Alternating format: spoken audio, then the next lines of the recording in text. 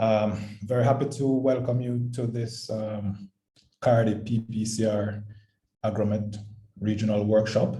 And I hope that you've all been keeping well despite the current challenges being faced with respect to the COVID pandemic.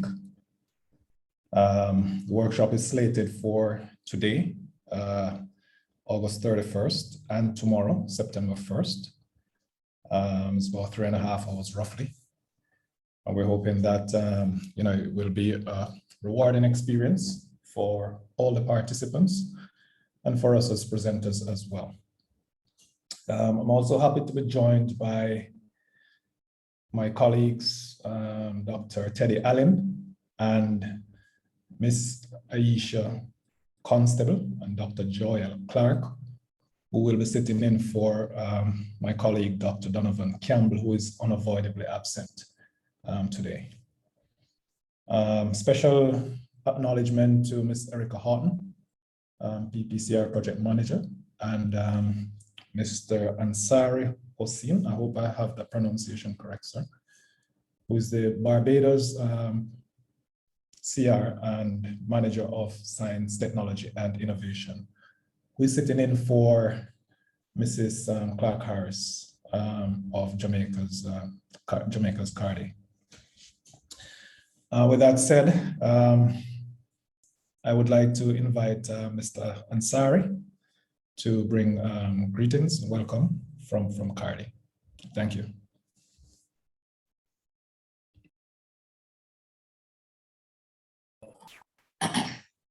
Thank you, Mr. Chairman. Good morning, everyone. I am delighted to bring greetings on behalf of CARDI. This is the second series of webinars under this PPCR partnership in which CARDI has been involved recently. The last one being in August, and which has some relevance to the topics being covered over the next 2 days under this series. And those sessions in August dealt with climate smart agriculture, and all the recordings for those sessions are available online. So I urge you, for those who were not present, to make some time to take a look at those recordings. The sessions over the next 2 days deal with more specific items under the Agro-Met umbrella. And Agro-Met is no doubt useful. One of the first things I remember we learned in a genetics course some time ago is that performance, animal performance, plant performance, and so on, is a result of genetics and environmental interaction. So no two ways about it, agricultural productivity depends on the weather. So much so that we have been moving into the direction of controlling the environment in efforts to improve production and productivity of different commodities.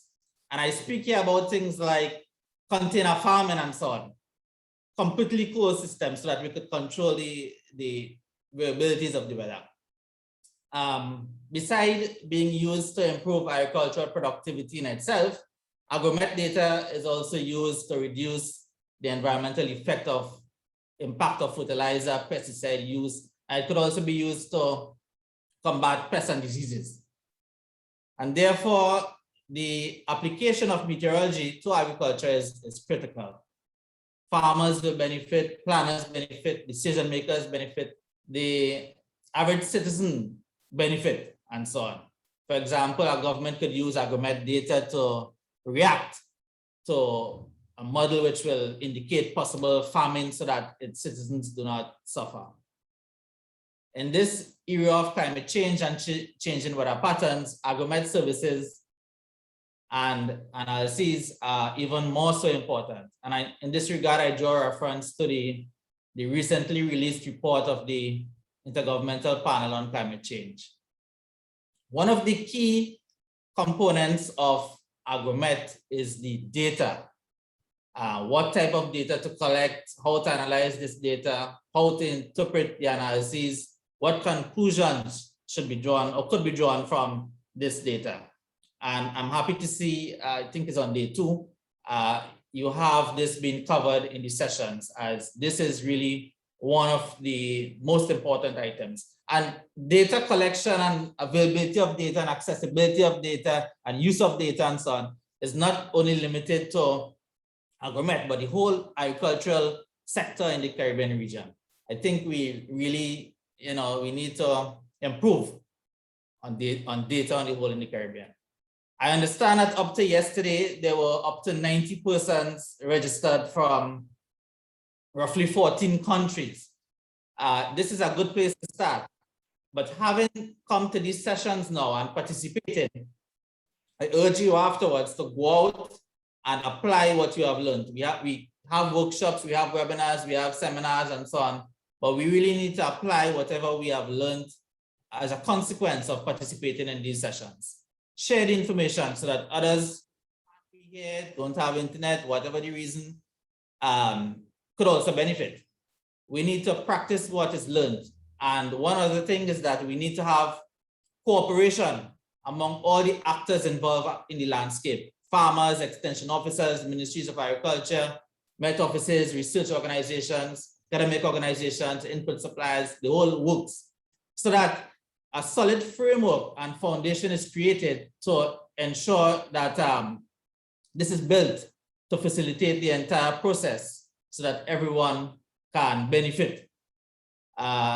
With those few words, I want to wish you an enjoyable and fruitful 2 days. I urge you to please get the most out of the very experienced facilitators we have on board with us. Ask questions, engage, interact, so that we can all learn from the experiences of each other. Okay, so I thank you. Over to the chairman. Thank you for that, Mr. Ansari. Is Ms. Harton on? Good morning. Yes, Thank I'm you, here. Ms.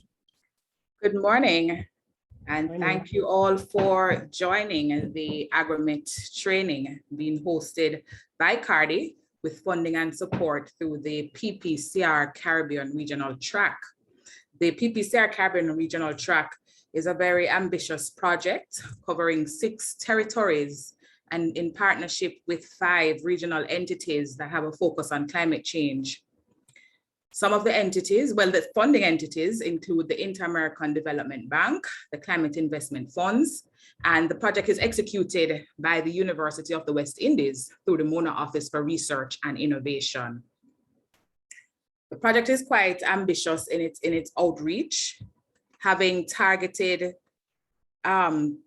interventions in meteorology, agriculture, health, water resource management, data management in terms of climate data management, collection of data for LIDAR and coastal information, and quite a host of other activities. It also involves legislative and policy reviews in lobbying and encouraging governments to apply and adapt some of the climate interventions that are so proposed through studies such as this agro-meteorology training that we're developing here today. I must thank Ansari for pointing to the content that we have developed, particularly with CARDI, in the execution of the Climate Smart webinar series. And I will drop a link in the chat box just now for the YouTube page where those videos can be accessed. They are accessed from the PPCR Caribbean YouTube page, and I encourage all participants to visit, like, share, subscribe, and view the content that is so presented there. Again, I thank you for joining the Agro-Met training. I hope you are able to stay throughout the entirety of the training exercise. And I hope as well that you are able to invite a friend if you know of someone who is interested in this content to participate later on today or even tomorrow as we try to encourage, inform, reach out, build a climate resilient Caribbean. Thank you. Thank you, Ms. Horton. Melissa, it's over to you now. Yes, thank you, Dr. Spence. Good morning, everyone. My name is Melissa March, and I'll be assisting the team today as they are delivering their workshop training. What I'd like to do is for us to just quickly get to know each other. There are quite a number of us on this morning, different backgrounds, different experiences working in agriculture and climate change throughout the region. And we'd just like to take some brief time just to get to know who is in the room with us today. So I'll just be calling the names and you can tell us your name, which country you represent, the organization that you represent, and what your role is in that organization in less than 10 seconds. So I will start with Alex Clark.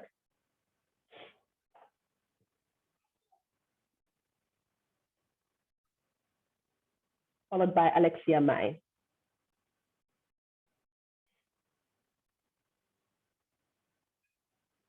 So your name, which country you represent, your organization that you represent, and what your role is in that organization.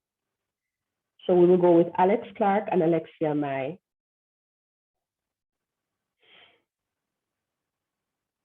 Andre Bogle, ready? Yes, morning. You hear me? Yes, we can hear you. Yes, so of course, this is Andre Bogle. Currently, I'm a research assistant with Ibayong, that's in Jamaica. And yes, I think that covers just about everything. I'm just very interested in this type of field, and I would love to branch off into doing it as the primary career. So let's see how this goes. Okay, thank you very much. Shania Young and then Bradbury Brown. Good morning. My name is Shana Young. I'm from Belize, and I'm also the senior climatologist at the National Meteorological Service. Thank you and welcome. We'd like to hear from Bradbury and then Brenda.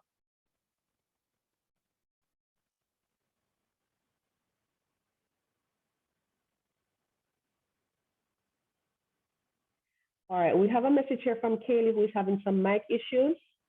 And she's saying hello and good morning from Suriname, Ministry of Agriculture, Animal Husbandry and Fisheries. Welcome, Kaylee. Bradbury, Brenda, and is Sergio ready as well?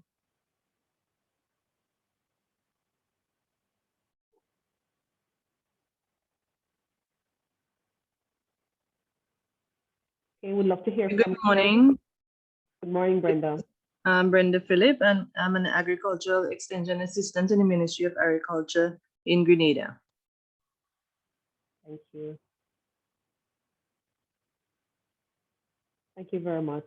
Sergio Craig and Eccleston.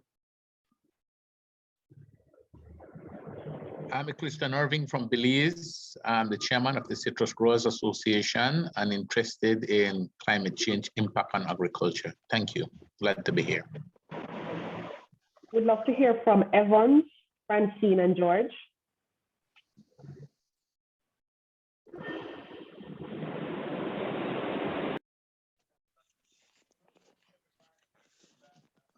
Evans Gooden from Grenada. I was on the 5-day webcam last week, and I was intending to join to listening on today. I'm a farmer, president of the Northeast Farmers Organization, Grenada. Thank you, Evans. Francine, George, Gloria. Hi, good morning. Francine Webb here. I am from Jamaica, from the Rural Agricultural Development Authority, where I work in the Plant Health and Food Safety Unit. Thank you. Okay, great. We'd love to hear also from Idel, Jay Morgan, George Emmanuel. Hi, yeah, I'm Gloria from Barbados. From the Association of Women in Agriculture, and I'm the secretary to that association. We're affiliated with CANROP. you hear Good me? morning. Thank you, Gloria. Just a reminder to everyone to mute your mic until it's your turn. Thank you. Jay Morgan, General Wilson.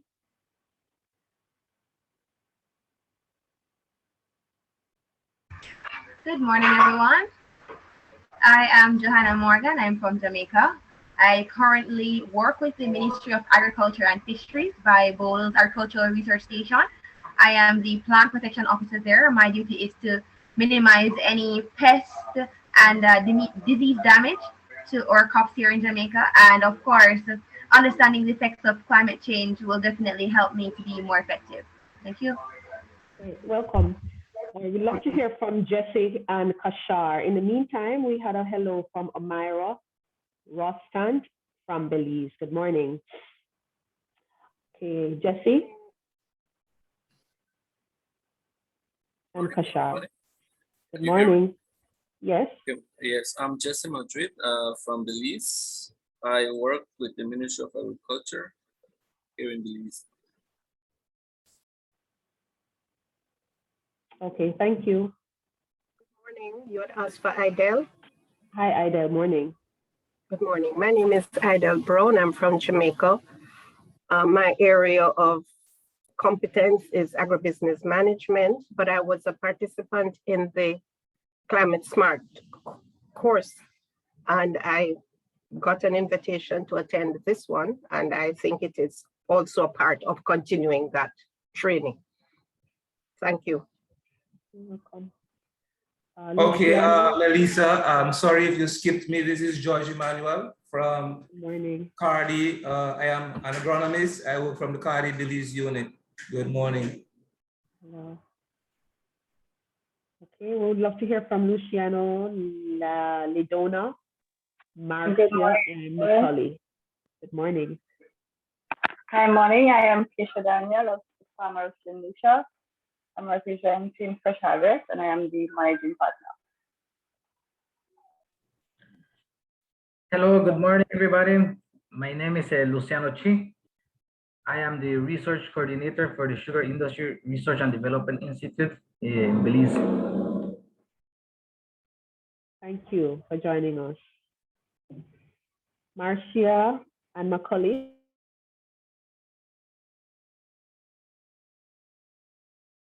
And also Michelle and Nakima.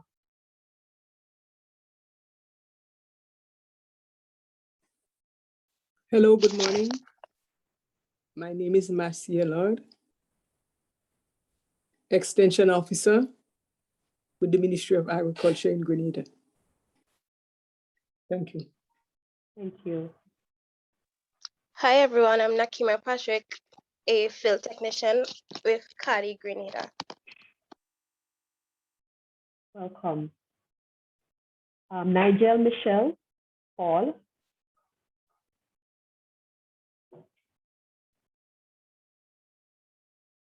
We also have P. Garaway, Raisa, Roxanne Taylor, and Sabrina.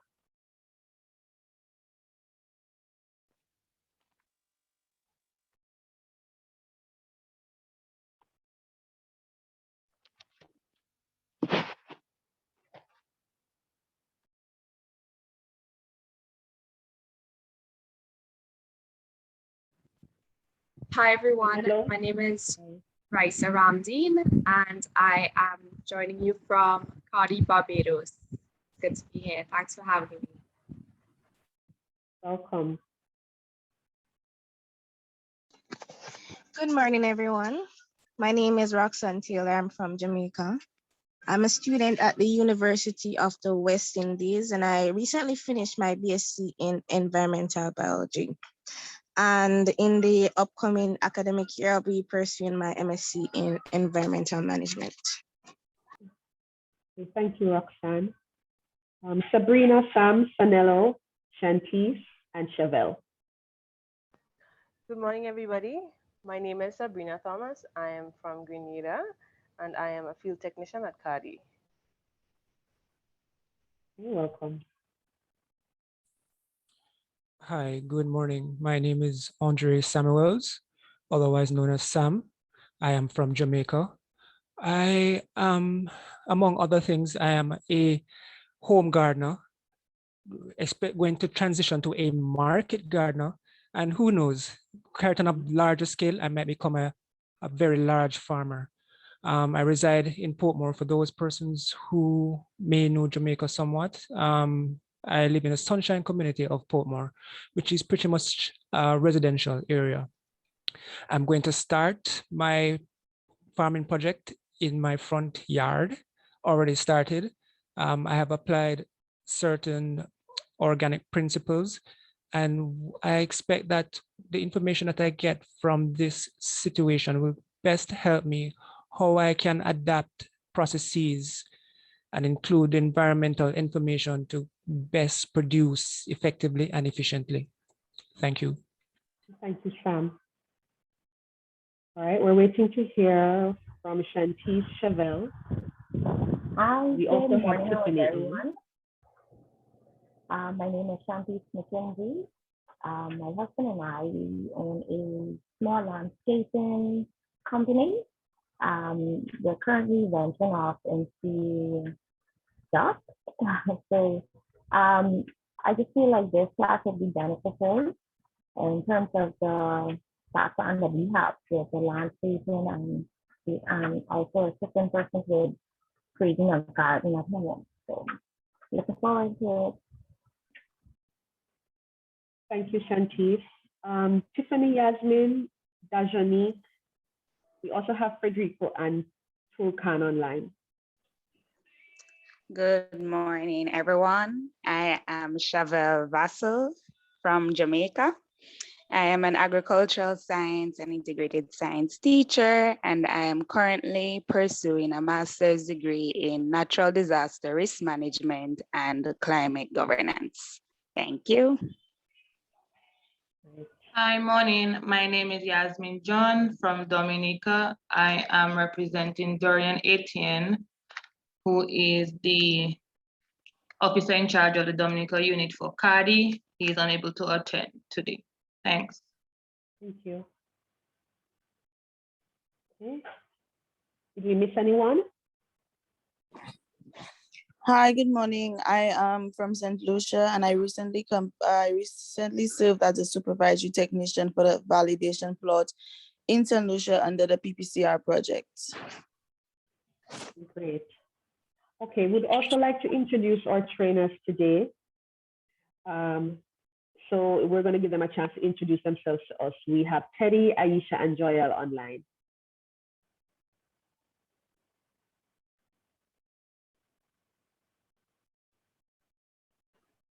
Would you like for me to go first, Melissa? Certainly. Okay.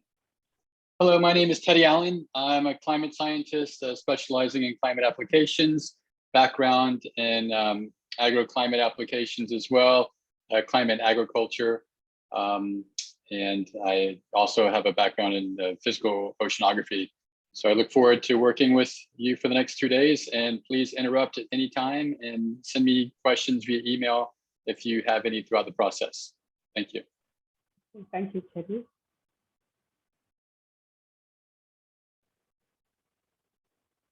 Also have Aisha and Joel online. And if we have missed anyone, or if you had issues with your mics, just drop in the chat and let us know who you are and where you are from. Thank you.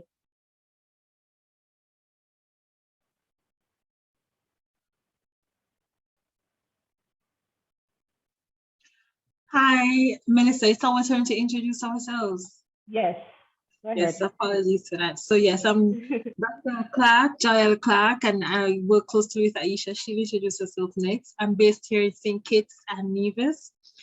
I have background, well, I'm a geographer, but with a background in gender, livelihood, sustainable livelihoods, and a bit of agriculture. So that's what we're excited to talk to you about today. And Aisha will, once she unmutes. I want to apologize now. The internet connection in the entire country has been unstable for the morning, so I'm not certain what's happening, but if I drop out, Aisha will take over. Okay, great. Thank you very much. Thank you very much, Dr. Clark. vote of confidence that I will assume responsibilities. Good morning, everyone. My name is Aisha Constable. My background is in geography as well as a field of discipline, but with doctoral work having pursued in the area of agriculture and climate change, and also having worked extensively in recent times on gender integration and youth considerations in those thematic areas. Excited to be a part of the conversation this morning. Thanks. Okay, thank you, Aisha. We're happy to have you. Okay, so we are moving on. I hope through our introductions, you've been able to mark some names, mark some faces, and possibly make some connections after the workshop. I'll now hand over back to Dr. Spence, who is going to get us into our next phase, just to give us a sense of what the overall objectives of the training workshops are and to establish some rules for us to proceed. Dr. Spence? Thanks, Melissa. Before I do that, sorry, Mel, I had actually skipped over you in the initial introduction. But Melissa is one of the persons working with us, helping to organize things, as you probably would have realized by now. Also, I'd like to acknowledge the other CRs who are present and to say Happy Independence Day to Trinidad and Tobago for people who are participating from Trinidad and Tobago. So this workshop is actually intended as a sort of capacity building exercise for people who are by and large in the ag sector across the region. And of course, the workshop is a series of presentations over 2 days, and that will be supplemented in the end with detailed training manual. So people will have that as a sort of go-to document, to reinforce a few things. So some of the specific objectives of this workshop are to introduce the participants to Caribbean climate, to climate change, the weather, climate, and agriculture, and the effects of climate on agriculture, soil physical properties that may be pertinent to agrometeorology, a collection of meteorological information, agroclimatic statistics and analysis, as well as the application of climate information to agriculture. So, as I said, 2 days, we're hoping to be as rewarding as possible by the end of the 2 days. People would have walked away feeling comfortable with the session, would have learned a lot. As Teddy has indicated before, we remain open to dialoguing with people even beyond these 2 days. So you might have questions or things that you might need clarification on, etc. And of course, this also provides an opportunity for networking. During the presentations, we'll be asking that you keep your mics muted until you're engaged by the presenter or presenters. You can always send questions into the chat, etc. We want to keep it as interactive as possible, but at the same time to minimize whatever level of disruptions there might be. With that said, I think we are about now to jump into our first session, which will be our module 1, presented by Teddy. And that's looking at introduction to agrometeorology and Caribbean climate. Teddy, over to you. Okay, thank you very much, Adrian. Just to test to make sure everyone can hear me. Can everyone hear me? Yes, Teddy. Okay, great. So one request, Melissa or Adrian, I'm going to ask one of you to monitor the chat box because I encourage questions as we go along. If you have questions, please interrupt, open your mic, say something. I will not be offended. I'll probably be more offended if you have a question, you don't ask it, or type it in the chat and either Melissa or Adrian will let me know if the chat is activated. So I do have one confession. I am using a brand new tablet to give the presentation today because the connection is much better on it. So let's hope I know how to operate the share screen and everything with this. So I am going to, oh, it says only the host can share in this meeting. Do I have host privileges, Melissa? I should, shouldn't I? Let's see if I've been granted host privileges. Should I try again? Okay, go ahead. Okay, here we go. Oh, great. Okay, so let me. Okay, hold on one second. This is a little website, bookmark, whiteboard, screen, photos. Hold on one second.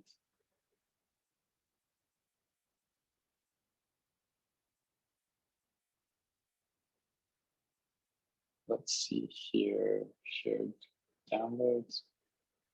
Okay, so I'm having just 1 second trying to find why I cannot find. I apologize about this. Okay, so what I'm going to do, I'm going to switch computers and give me 1 second.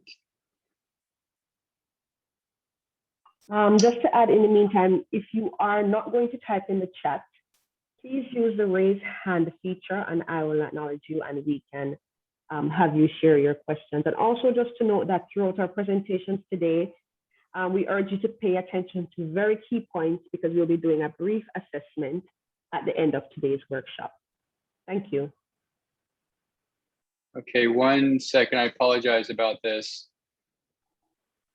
Teddy, I can also share if you would like me to share in the meantime.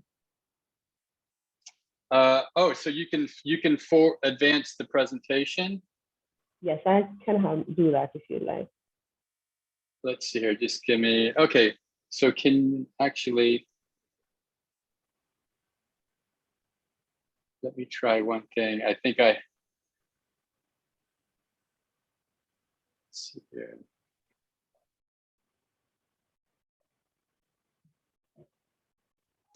Okay.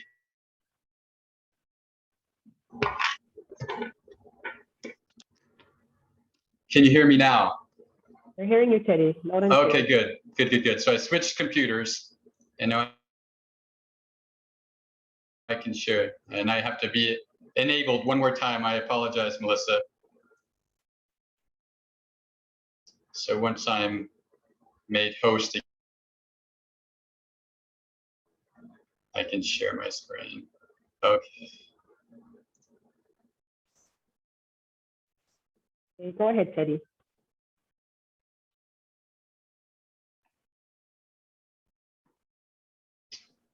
Okay, so now can you see the presentation?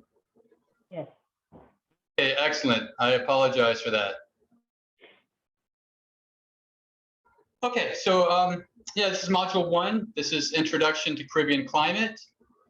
Here's the outline and the objectives for this module. As you can see, I'm going to summarize 3 main points. We're going to talk about climatology and what that means for the general climate of our region. Talk about changes in that climatology called anomalies, and look at how our climate could potentially change in the future. So the 3 things I'd really like for us to get out of this is, number 1, to be able to describe what the annual cycle is and what it means for winds, rainfall, and heat in the region.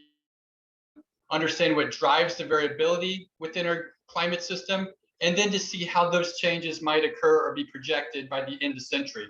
Now, it's important that I consideration to the non-meteorologists throughout this presentation. I see there are a few climatologists, meteorologists, but the overwhelming majority of our audience are not meteorologists.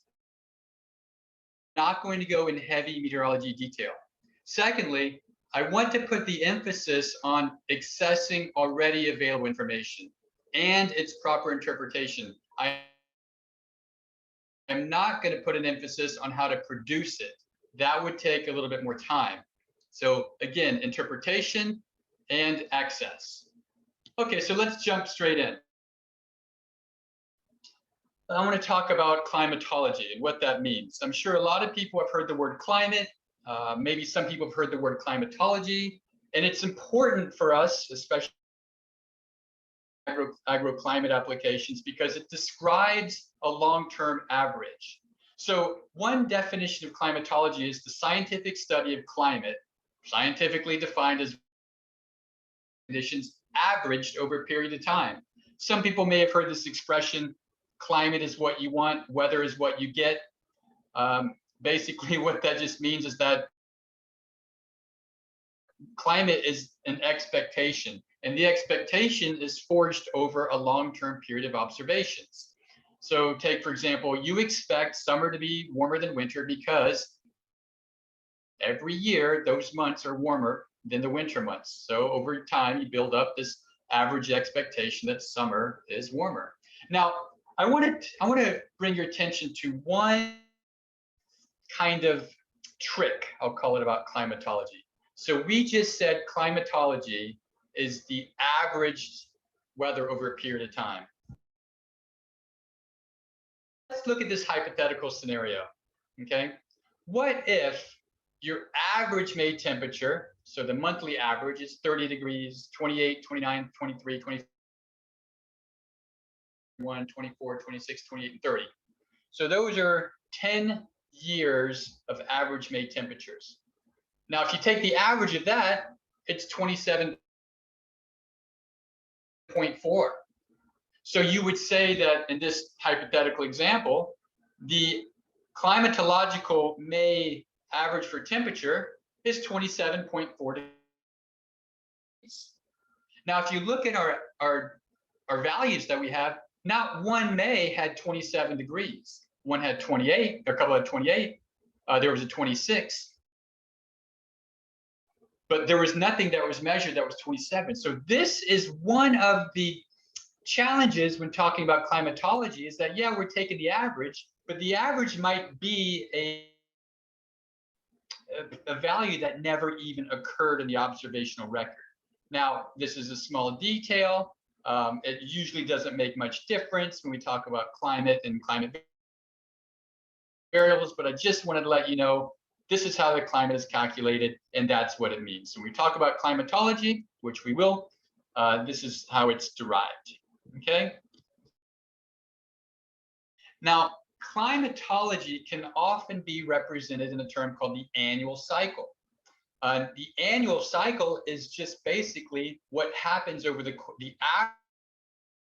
average conditions that happen over the course of a year. So it's repeated every year. So for example, you have your average January temperatures, your average February temperatures, and so on all the way to December. So it's basically an exact repeat of itself year after year, built from climatology. Now let's look at this plot in the top left. This is from a place in Austria, okay? But it shows a clear signal of your maximum temperature in red and your minimum temperature in blue over the period of the year. And in this case, in Austria, your maximum temperatures peak around July and August, and there's a minimum around January. So this represents your annual cycle. Now, this is also called the seasonal cycle. The seasonal cycle and the annual cycle are these. But you can clearly look at the top left. You say, okay, you have a minimum, and then you have a maximum. I see there is a chat question. Oh, it's something else. Okay, good. Now, if you look at the bottom, now we're looking at the annual cycle or the seasonal cycle for one particular place in Puerto Rico for the daily maximum heat index. So you can see, I don't know if you can see my mouse. Can you see my mouse here? You can see that the cycle repeats itself. This is 1 year, this is a second year, this is a third year in a time series. It's 2015, 2016, 2017. So this black curve, this is the annual cycle of maximum heat index. What you also see now are these red and blue areas.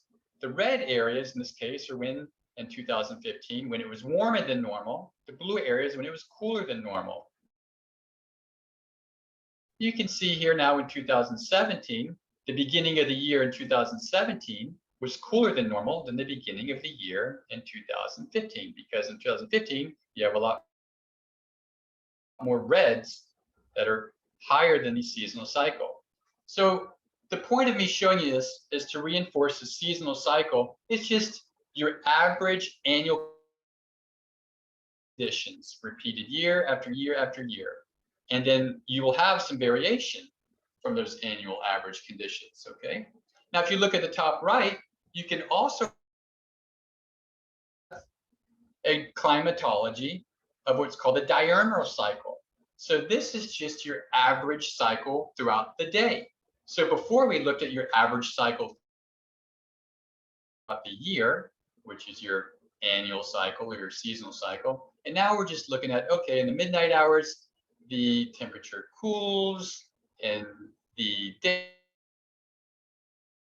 the temperature rises, and so forth. This is just for one particular location, doesn't matter where. So you can build these cycles, whether it's the annual cycle, seasonal cycle, or the daily or diurnal cycle at any place, okay? But the important thing is that you need a long time period to calculate the annual cycle. Now, why do you need that? Because any average, if you calculate an average on something, you're going to need many observations to calculate that average. If you're calculating an annual cycle or climatology, you're going to want to have many, many years of data to build the average, to make it robust, to make your signal strong. Because if you have only 3 years and then you take that average, then there's no saying those 3 years may have been warmer or cooler than normal. But if you take a 40-year or a 30-year sample, then there's a high chance that you have a lot of average values in there, okay? So now, next slide. Let's see here, hold on 1 second. There we go. Okay, so now we're going to talk about the annual cycle in more specific terms. Okay, so let's talk about it in wind in the Caribbean.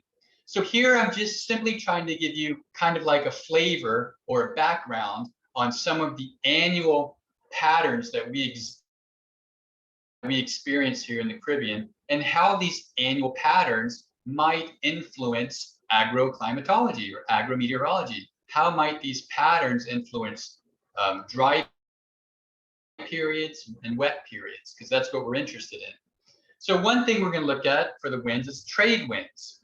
Now the trade winds, if you look on the left plot here, they're generated from this area in the middle of the Atlantic called a subtropical high.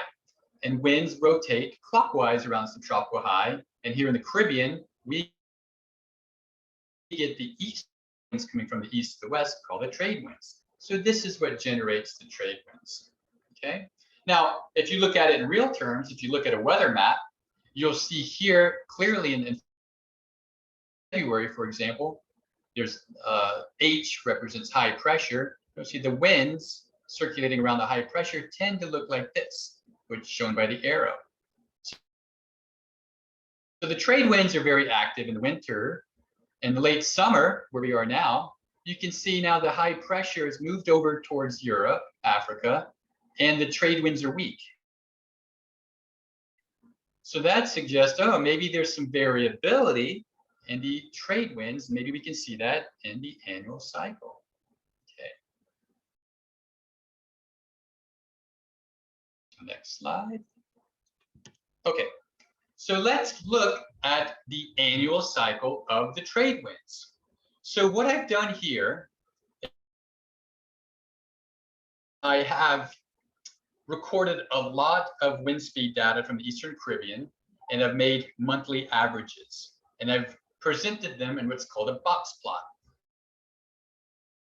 If we look to the right, here is a definition or a characterization of what a box plot is. the important thing is to show that the median is represented by the red circle, but you also have maximum and minimum. What this means is, say I took a 40-year period of wind information. Well, yes, I'm going to calculate the median or the average with that 40-year period, but also I'm going to know what the highest values were in that 40-year period and what the lowest values in the 40-year period. And that's going to give me a sense of the variability within that month. So let's take a look at that.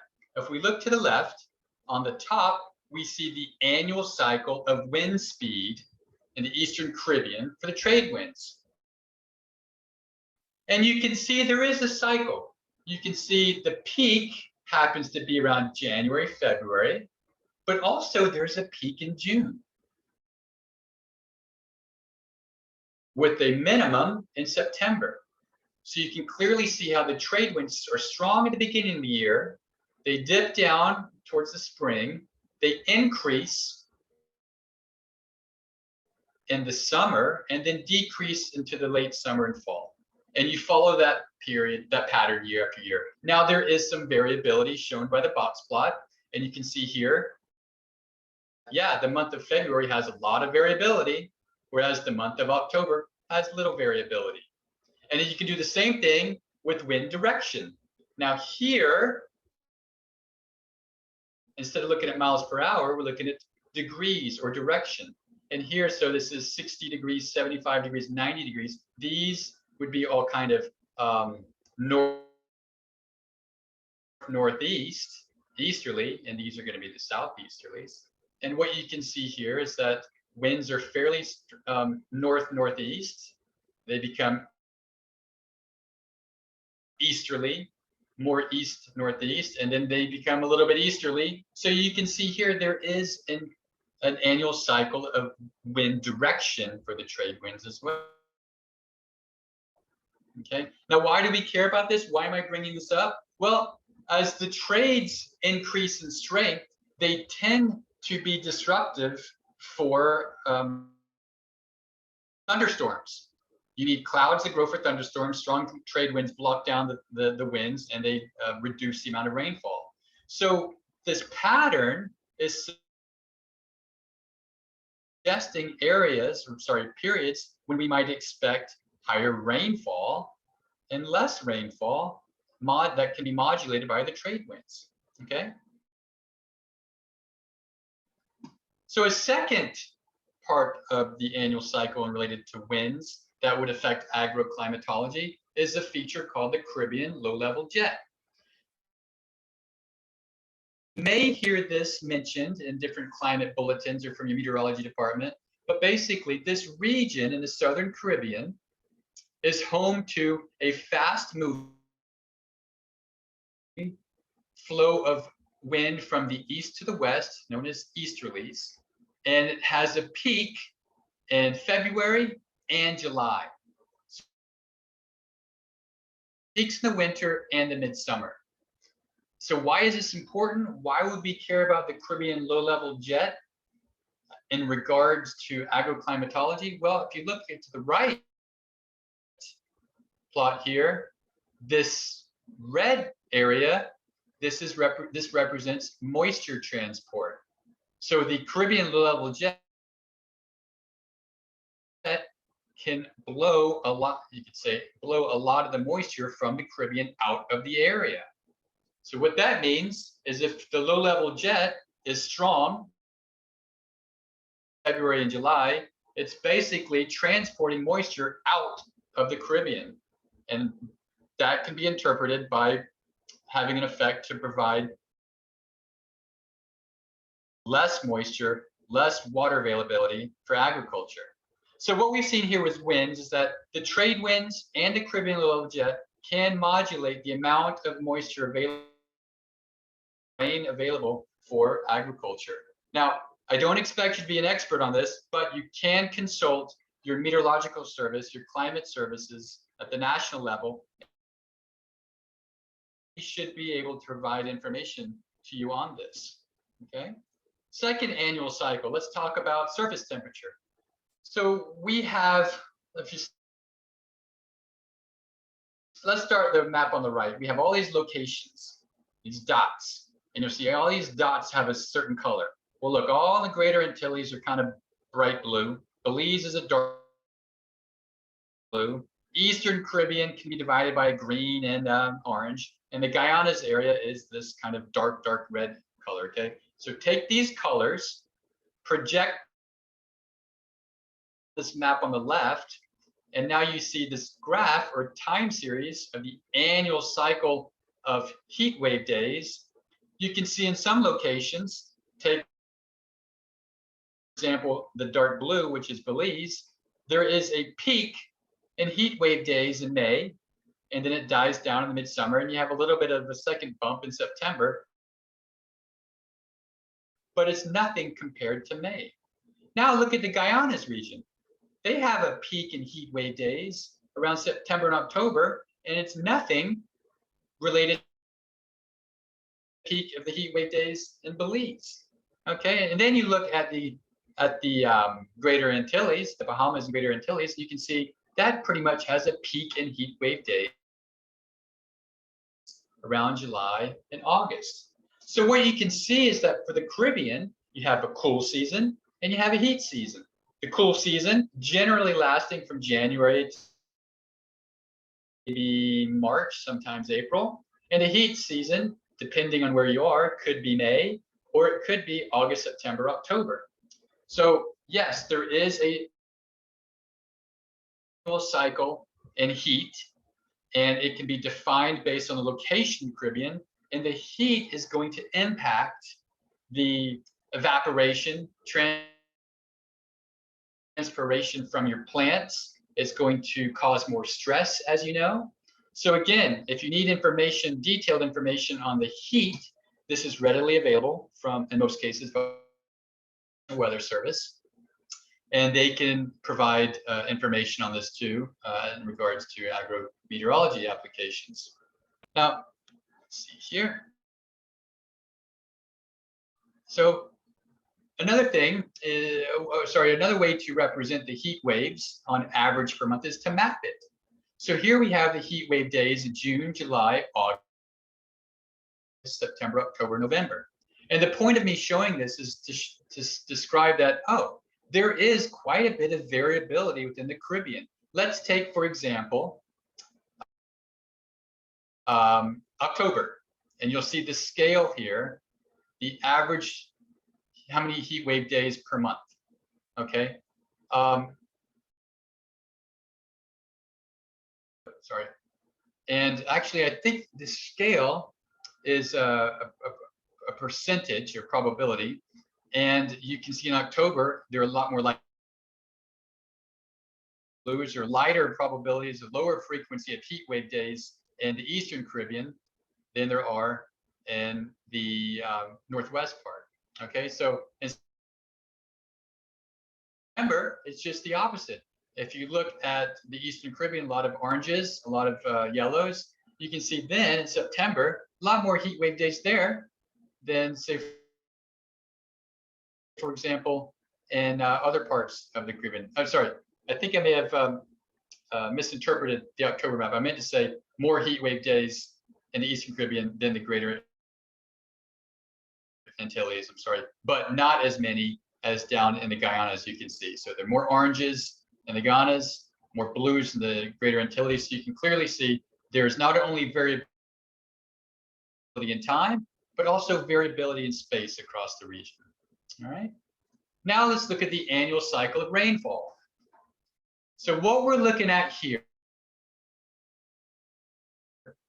is the annual cycle of rainfall at different locations.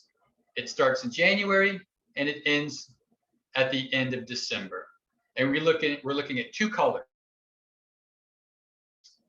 Blue is rainfall measured from your actual weather station, and the orange is measured from a satellite.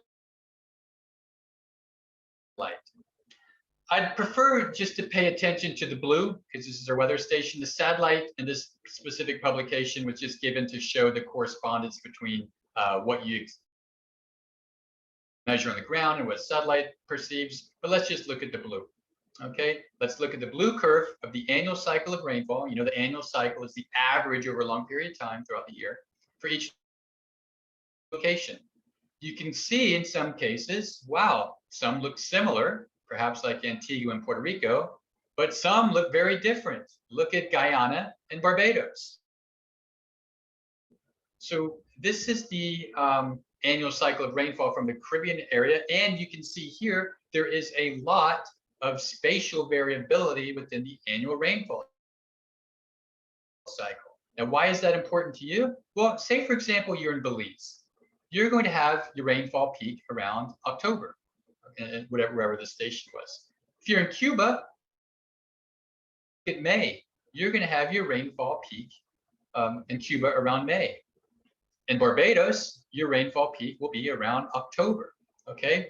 So the annual cycle in rainfall will help you organize or better understand what seasons or months you can have a higher expectation or a less expectation of rainfall. Now, if you look at this in a little bit more detail, you can see, oh, look at this, there is some similarity. Now, I've circled in blue these areas have a dip, these places you have a dip in rainfall during the midsummer. So you can see here around July and August, there's a dip, rainfall goes up in May in Antigua, and then there's a dip, July or so. Puerto Rico, rainfall goes up around May and a dip. So these places have a dip, it's called a bimodal rainfall pattern. Bimodal means there are two modes or two peaks. You have a peak in this late spring and you have a peak in the late summer. Peak in the late spring, peak in late summer, in all these cases. This is what we call the midsummer minimum, or you may also have heard it called the midsummer drought. So some areas have a prominent midsummer minimum pattern. Now, if you look at other places like Martinique, Barbados, Guyana, towards the east, you have no real prominent midsummer minimum signal. In Trinidad, you have one, but it's not in the midsummer, it's later, it's called something else. But again, my point is to show that within the annual cycle of rainfall in the Caribbean, you have spatial variability. And your location, or sorry, rainfall at your location is going to depend on where it is in the Caribbean and how it responds to the winds and to what sea surface temperatures, whatever drives rainfall variability there, all right? Now let's talk about anomalies or a departure from the average. We just spent some time looking at the average, and the average is represented by what we call the annual cycle. So you know the annual cycle is what you expect every year, but that doesn't necessarily mean what you're going to get. What you're going to get is influenced by the change from that average. So let's look at these maps on the left. Okay, this is sea surface temperature. On the top, you have June 2001 sea surface temperature measured in degrees Celsius. And at the bottom, you have the same map, but it's for the anomalies or the departure from the anomaly. So I am bringing this up because the anomaly is a very important term in context of climate and weather variability. We often talk about the anomalies. We want to know, is this warmer or cooler than average? Is it drier or wetter than average? The average is your you could think of, and the anomaly is the departure from that. So I want to spend just a little bit of time emphasizing this bottom left plot. You see areas of blue and you see areas. The blue means it's cooler than normal. The red means it's warmer than normal. I cannot emphasize enough. The red, or the warmer than normal on the anomaly, does not mean it is warmer here in the North Pacific than it is here, say, in the equatorial Pacific. It simply means in the North Pacific, that water temperature is warmer than it normally is there. And in the equatorial Pacific, it's cooler than it normally is there.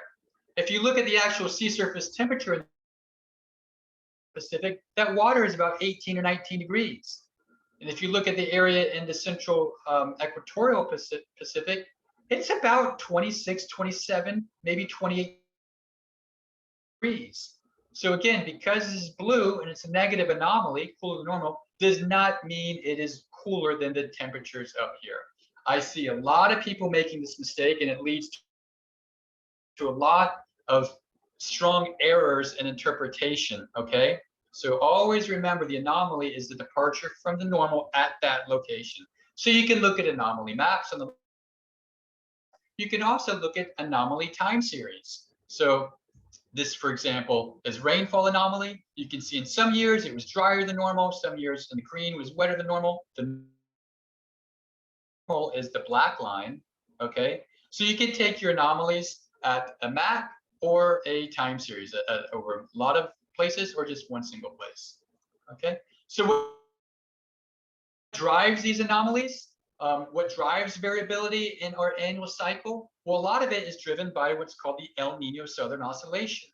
And here on the top left, we're looking at sea surface temperature anomalies during an El Nino on the left and a La Nina on the right. So the El Nino Southern Oscillation, or ENSO, defines if you have a warm phase of the Pacific, which is called the El Nino, or a cool phase of the Pacific called La Nina.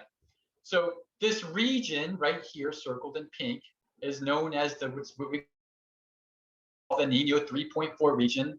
And the temperature variability, the sea surface temperature variability, or the anomalies in this region, whether it's an El Nino warmer than normal or La Nina cooler than normal, it can be used to predict Caribbean rainfall. So how in the world does that happen? Well, just take a quick look at the schematic on the right. Let's look in the middle during an El Nino condition. And El Nino is when the waters in the equatorial Pacific are warmer than normal. It causes the winds to rise over that area. Warm waters cause air to rise, and then it sinks over the Caribbean. And sinking air is consistent with drying. Now, if you take a La Nina, look at the bottom, you're going to have sinking air over the Pacific, but it's going to, you don't see here, it rises over the Caribbean, which is conducive for rainfall. So the point here in a nutshell is that variability in sea surface temperatures or sea surface temperatures anomalies in the Pacific influence changes in weather patterns in the Caribbean. And here on the bottom left, we just see an impact map. So what happens in a warm episode or an El Nino? Well, towards the southern part of North America, it can be wet and cool. It can be dry over the Western Pacific. It can be wet and warm over the equatorial Pacific, warm up in North America. So basically, the El Nino and La Nina pattern has global impacts on variability and also drives variability within our region. So the Madden-Julian oscillation is another period of, I guess you could say it's another phenomenon that affects the weather in the Caribbean. This is basically a band of cloudiness that propagates or travels to the east, and it appears every 30 to 60 days. You have clouds, air that rises, and it propagates towards the east, and when it's over us in the Caribbean, it enhances rainfall. So this is not as big of a driver on the seasonal scale. It comes every month or two, but it is known to affect our rainfall in the Caribbean. So moving on to what may happen in the future, let's quickly take a look at some trends. So if you have a trend is just how your observations change over a given period of time. And on the top, we're looking at rainfall. The second row is maximum temperature. Third row is mean temperature. The fourth row is what's called the diurnal temperature range. And I want to bring your attention to the first column. These are trends from 1961 to 2010. Second column are your trends later from 1986 to 2010, so a shorter period. And the third column is your observations. So red means it's a positive trend, red arrows going up. Blue means it's a negative trend, blue arrows going down. So wherever you see red arrows going up, that means it's been getting more, or the trend is increasing. Blue arrows going down, the trend is decreasing. So let's just take a look at maximum temperature, second row here. Let's look at the 1986 to 2010 trend. You can see in the Eastern Caribbean, there is a very strong positive trend of increasing temperatures for the maximum. Now, if you look at rainfall, you tend to have, actually the blue here for rainfall is increasing trend because blue is consistent with water color. So you also have increasing trends here, okay? Now, if you look at the time series for the average area, increasing trends in maximum temperature, increasing trends in minimum temperature, decreasing trend in the difference between the two. So let's not confuse trends with climate change, because trends are just what's going on in the observable record. Climate change is going to show us what's happening in the future. It's projected. So you have all these different colors. These are temperature anomalies for the global temperature from 1860 to 2100. So these are models looking at projections. So the colors just represent a bunch of different models, but what you can see here is that by 2100, there's a strong positive anomaly of about 2.5 degrees Celsius for the global air temperatures. If you just filter this down to the Caribbean, there's also that same signal, but you have about 2 degrees warming in the Caribbean that's projected by 2100. So it's less than the global average, but still a 2-degree warm signal by the end of this century. So these are some model projections. We have experts across the Caribbean, namely at UWI-MONA, who focus on this. And if you have questions about them, I would encourage you to reach out to the climate studies group at MONA. They have a very reputable source for climate change detection and projections for the Caribbean. Okay. And finally, what I've actually our slides want to show is just, let's look at the end of century model projections for temperature. So on the left, here's your average temperature in degrees Celsius for the year. And on the right are your projected changes, your anomalies. So for most of the Caribbean, you have about a 0.9 to 1.2 warming signal for the average by the end of the century relative to the average. So whatever your temperature normally is, in this case, it's about 26 Celsius in the dark reds. In the future, by the end of the century, it could be about 27.5. So the end of century model projections show a definite increase in temperature. And the final thing I want to show in terms of climate change is that here we're looking at rainfall. And if you zoom in a little bit in the Caribbean, this is your difference from the projected rainfall from the normal. You'll see it's all yellows and reds and oranges, which means it's about 30 to 60 millimeters per month less. Okay, so that's quite a bit of rainfall. And the final thing is that you can see here in different locations, the projected rainfall varies over space. In Trinidad, the projections are a lot lower for decrease. You'll see in Cuba, the projections are not as low. So anyway, climate change projections vary throughout the Caribbean as well. And with that, on that, I want to end it, open up to any questions or determine how you want to move on. Thank you very much. Thank you very much, Dr. Allen. Are there any questions?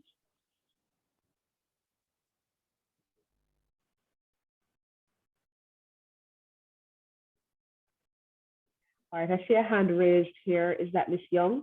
George, go ahead. Good morning. Thank you. Thank you, Melissa. Thank you, Teddy, for the wonderful presentation. Certainly, it is interesting. My observation, though, with what you have presented with us this morning has to do with the anomalies that you made reference to. actually, I was, how will I say it? Certainly, I would have wanted to bring up the idea that the phenomenons of the La Nina and the El Nino happen to be of paramount significance now that we have the intensity and the frequency of cyclonic activity which takes place in the region. We do have a lot of, especially during this time of the year, these upper level troughs which create this low atmospheric pressure, which brings that colder and wetter weather, which of course generate those storms. Would you say though that your model predictions show that these jet streams of air which is laden with moisture would be a trend then now to show that the climate variability, for want of a better way to describe it, is now what it is? Yeah, good question, George. So basically, the trends are showing that, or the connection shows that as we have a La Nina, or the cooler than normal sea surface temperatures in the Pacific, that's conducive to rising air in the Caribbean. And the rising air is what enhances storm formation. Now, the trick, as you mentioned, in the tropical sea, you have what's called easterly waves that move off the coast of Africa through the Caribbean. And they can start as depressions, they can change to tropical storms, they can enhance to hurricanes. Now, what happens during a La Nina is that when you have these easterly waves coinciding within the region that already has favorable storm generation characteristics due to La Nina, they enhance. So it's more of a situation of the variability in the Pacific connecting with the higher frequency of easterly waves that we're seeing off the coast of Africa. And that's definitely being represented by many more tropical storms or hurricanes in the past. But as for the upper level information, the troughs that were related to a different time of the year, not so much in the summertime, but perhaps more in the winter. And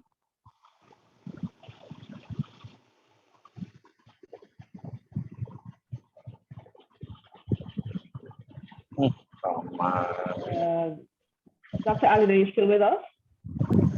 yeah, I just wanted to say that completes my. Okay. Great. Thank you so much for your presentation. Thank you, George, for your question. If there are any other questions, could you please just drop them in the chat? We will get to them. But right now, we would like to move on to our next topic, which is climate change and weather, climate events, and agriculture. And I would like to just hand over right now to Dr. Clark and Ms. Constable. Thank you. Thank you, Melissa. I will be leading the discussion on climate change, module 2. Should I go ahead and share screen, Melissa, or are you doing that for me? You're muted, Melissa. Yes, you're a co-host, so go right ahead. Okay.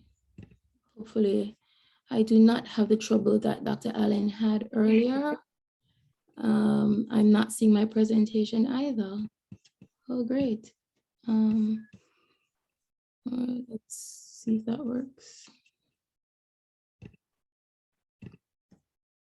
Okay, here we go. Yes, thank you. We're seeing it now. Okay, let me just try and put it in slideshow mode. Okay, all right, so again, I'm just taking you through this presentation, and I imagine that some of this or a lot of this is information, some of the participants are already very much, in the know of, but I see it as more of a conversation and more of a facilitative role where, you know, we help to connect some of the dots on some of these big issues around climate change, because really and truly, you're the ones who are in the field and doing this work. So I also welcome the opportunity to hear from you and to learn from you about what your observations are on the ground. So to start us off, if it would just move. Okay, if I could get this out of the way. And that. Okay, so module 2 looks at climate change and the topics that I'll try to cover in the next 30 minutes. Difference between weather and climate, introduction to key climate concepts, greenhouse gas effect, drivers of and trends in climate change mitigation and adaptation options for the agriculture sector. And what you will find is that some of these will be covered more substantively than others, because I believe that some of it is information, like I said, you're already aware of. And also I believe Dr. Allen's presentation duly examined the concept of climate and changing climates in the region. So the objectives are to outline the difference between climate and weather, to highlight key climate concepts, to identify the link between climate concepts and climate change, to examine key drivers and trends in climate change with a focus on agriculture and the role of agriculture in climate change, as well as to discuss some of the mitigation and adaptation strategies in agriculture which can potentially help to enhance resilience of the sector.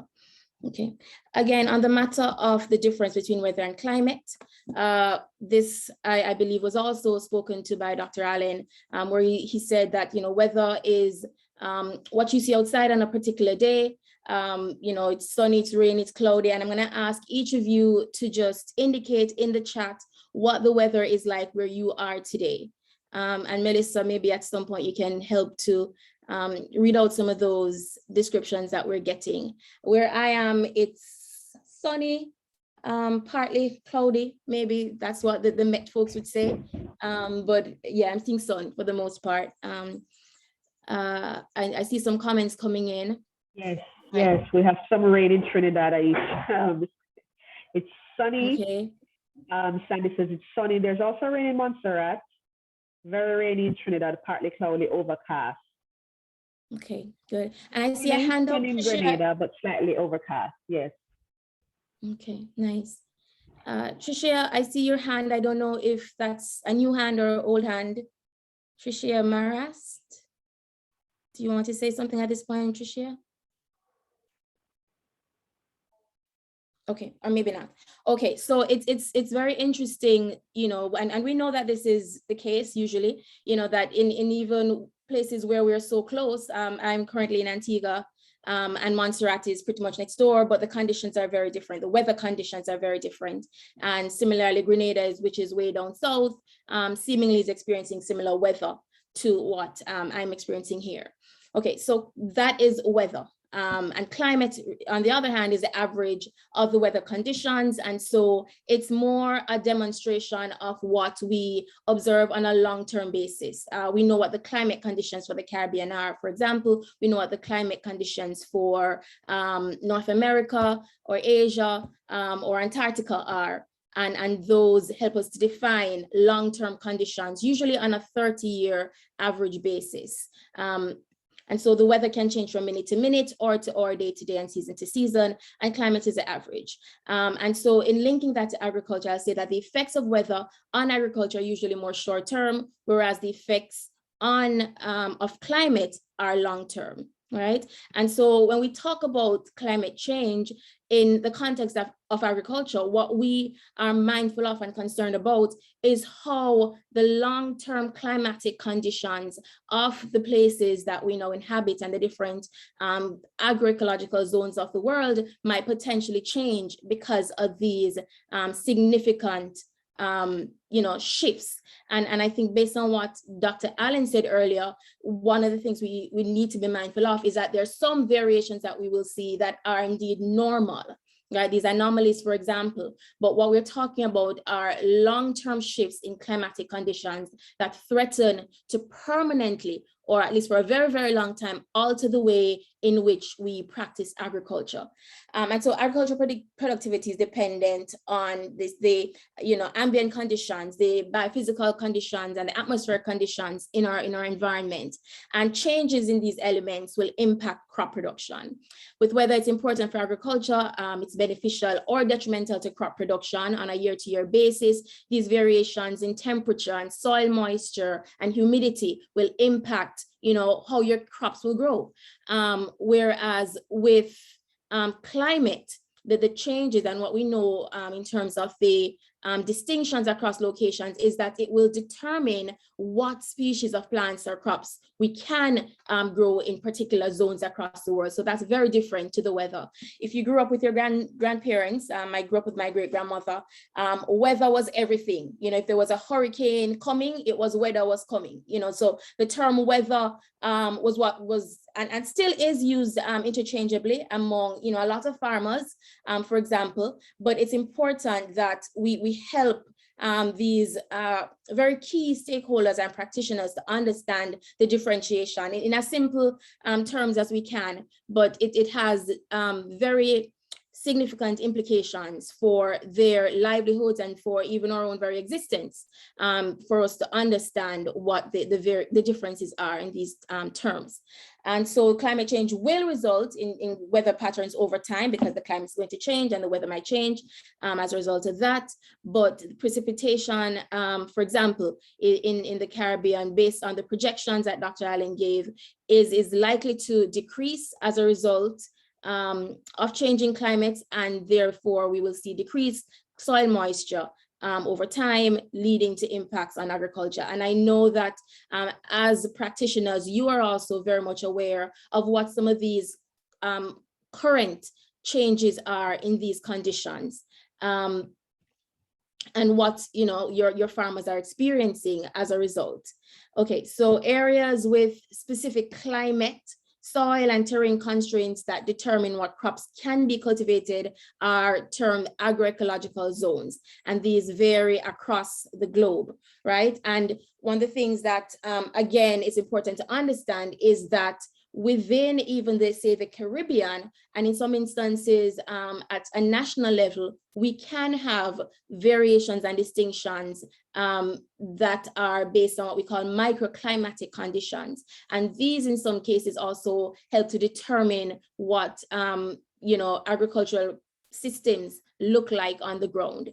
So in the Caribbean, we know that we're a tropical climate, but across the different countries in the region, different sub conditions exist. And again, I can speak to say the Jamaican experience, where what obtains in say South Coast, St. Elizabeth, versus what we see in the highlands of the Blue Mountains differs. But again, that those conditions are also very much likely to change as a result of climate change, and maybe are already shifting as a result of climate change. And so the question I ask of you is, are there any examples of changes that you're observing in these conditions, microclimatic conditions in your countries, or other ways in which you can say climate change is affecting what we see in terms of crop productions or agricultural production systems on the ground?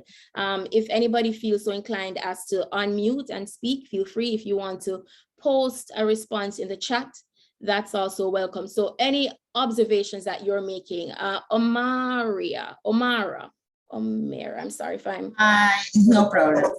I am from Belize. Well, I'm working in Belize, and what I noticed, I came to Belize in 2016, and the patterns of rain, it was very settled, so you could know when it was raining, and when it started raining, it will rain constantly. Now, no.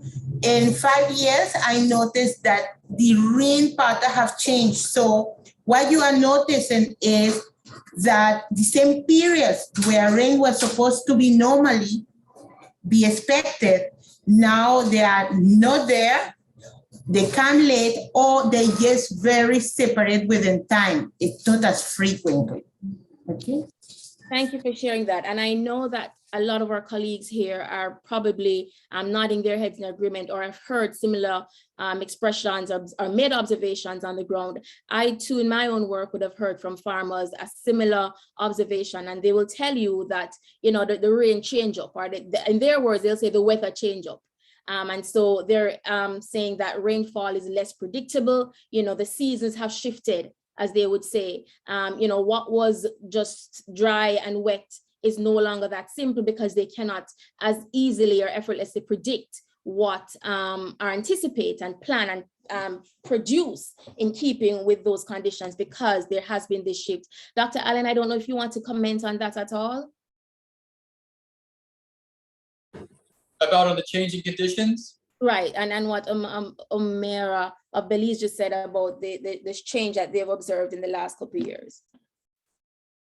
Yeah, it's hard to say unless it's like a specific place, but if you look back at the climate trends in your region, that'll give a very strong indication, but there is a lot more variability, and what was expected is no longer generally observed these days. And so people often say that climate change will cause certain reactions, but other people say, well, some of the reactions that we're seeing right now is what climate change would look like.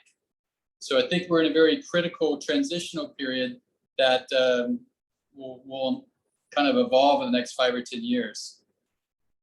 Yeah, and I agree. If nothing else, some of the reports will indicate or confirm that the climate is already changing, and so we're not planning for, we're living in a period of climate change, but it is giving us an opportunity, I believe, to better prepare ourselves for maybe worsening conditions. And the CARDI representative who spoke earlier this morning mentioned the fact that the recently published IPCC report that Antonio Guterres of the UN referred to as, you know, the indication of a code red for humanity, also makes some very glaring and scary projections about climate change and agriculture and the future of food security for the world.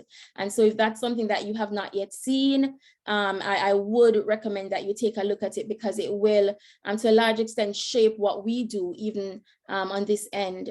Mr. Emmanuel, I see your hand. Thank you. Good morning. Well, yeah, with regards to crops which may no longer be cultivable, I wouldn't say categorically that that there are crops which may not be cultivable. What I can say though is that due to, of course, like you say, the climate change and the variability of the climate, is that one of the peripheral attributes to that is sea level rise. So in as much as the climate has become warmer and we have ice caps melting, we do have sea level rise. What that has done for coastal areas and low-lying regions is the introduction of salinity in watersheds. So what you do have now is that perhaps maybe that might be the way to go, to look for varieties which are tolerable to high levels of that saline solutions which you find in watersheds, in ponds, and wells which are used for irrigation. So this is that phenomenon which is associated to the climate change. So not necessarily for me, I see where you have the variability in rainfalls. So some areas might be drier and some might be wetter, but because of the sea level rise, so coastal regions, I can think specifically of Guyana. I've never been there, but I know Guyana is a low-lying region, the delta areas, and so I am thinking at the top of my head that these regions would now have to adjust perhaps how they deal with their water for irrigation and what the soil water is, the consistency of the soil water due to that higher sea level rise. The higher sea level rise increases the level of the water table, and of course it influences the salinity of the water. Thank you, Mr. Emmanuel. And in some ways, you've preempted where the conversation is going, because that's one of the things that we speak to in module 3. And again, noting the importance of understanding what is happening in different parts of the Caribbean. So, Guyana's experience might be different because of their, geographic and geological circumstances. But I imagine that there are other parts of the Caribbean that are experiencing the kind of multiple effects or the cascading effects of climate change and agriculture, because of the different zonations and regions. So in the Jamaican case, we will have examples of saline intrusion, but we also have highland areas where climate change is leading to increased presence or incidence of some diseases in crops. And so that's something I'm hoping that we'll hear some of our participants speak to later on. You're better able to give us examples of that. Okay, so a key climate concept. Okay, Riza Ramdi, and I see your hand. Hi, thanks for calling on me. Yeah, so I'm Raisa. I'm calling from CARDI Barbados unit, and I study plant genetics. So I just wanted to add one point on that discussion that you're just having with George Emmanuel, is that apart from crops becoming intolerant or not being able to grow certain crops due to climate change, I just wanted to note to everyone that we need to recognize the importance of plant breeding to breed for crops, breed for varieties that are, for example, tolerant to harsher conditions, whether it be salinity tolerance, heat tolerance, drought tolerance, as well as tolerance to increased biotic factors such as disease and parasites. So just wanted to add that point in for the discussion. Thanks.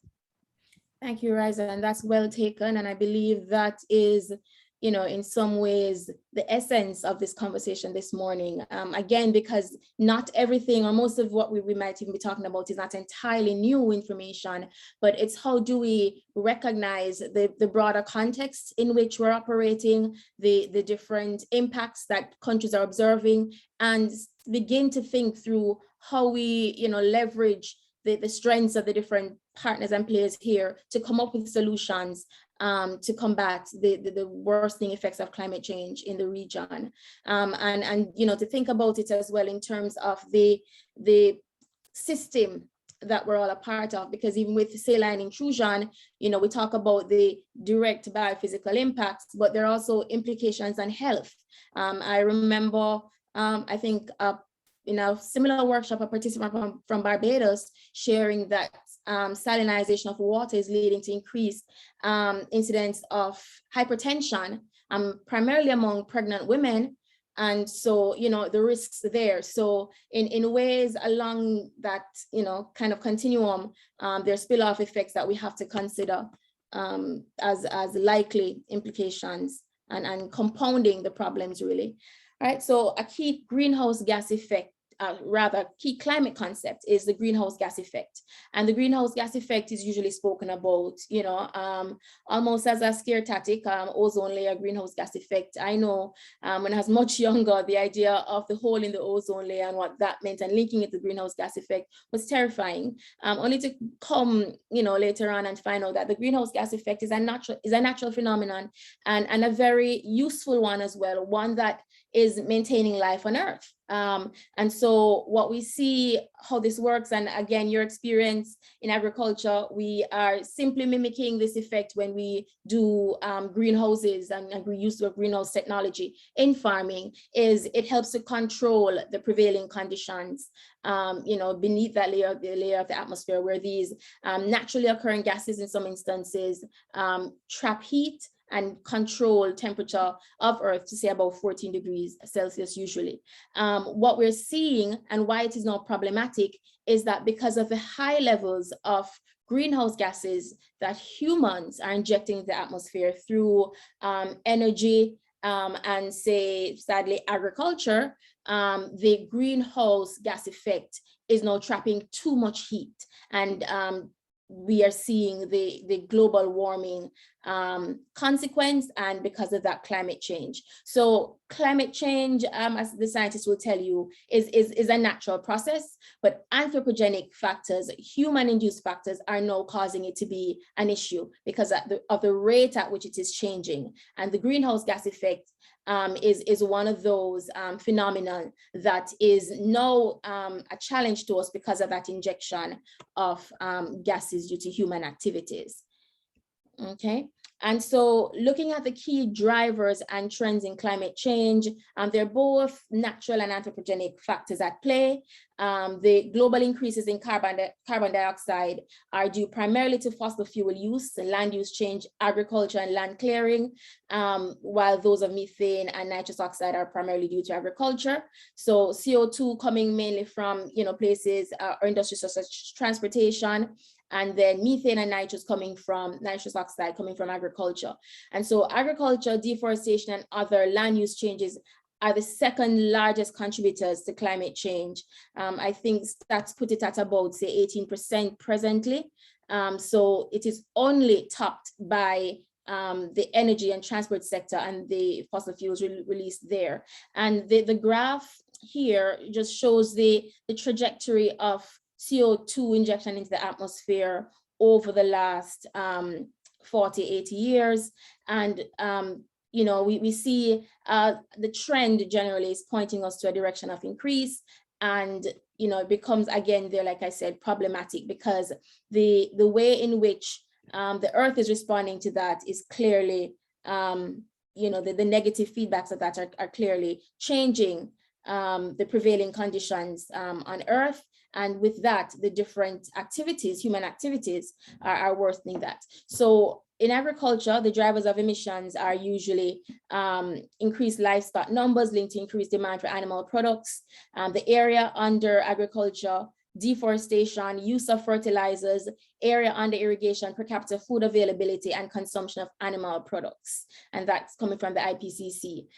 So again, these are situations and conditions that I know you are also observing. The interesting thing here, and when we talk about climate governance, I heard one of the participants mention earlier that her interest or area of research is now in climate governance. When we talk about climate governance and climate justice, the situation is no different, in terms of the broader picture of climate change, where developed countries are emitting a lot more carbon, GHG into the atmosphere, and yet still smaller countries whose contributions are negligible are facing the worst impacts. And so in agriculture, it's no different because particularly the kinds of agriculture practiced in the region do not compare at all to what happens in first world countries, but the reality is that agriculture and food security are increasingly tied to what happens at that global level.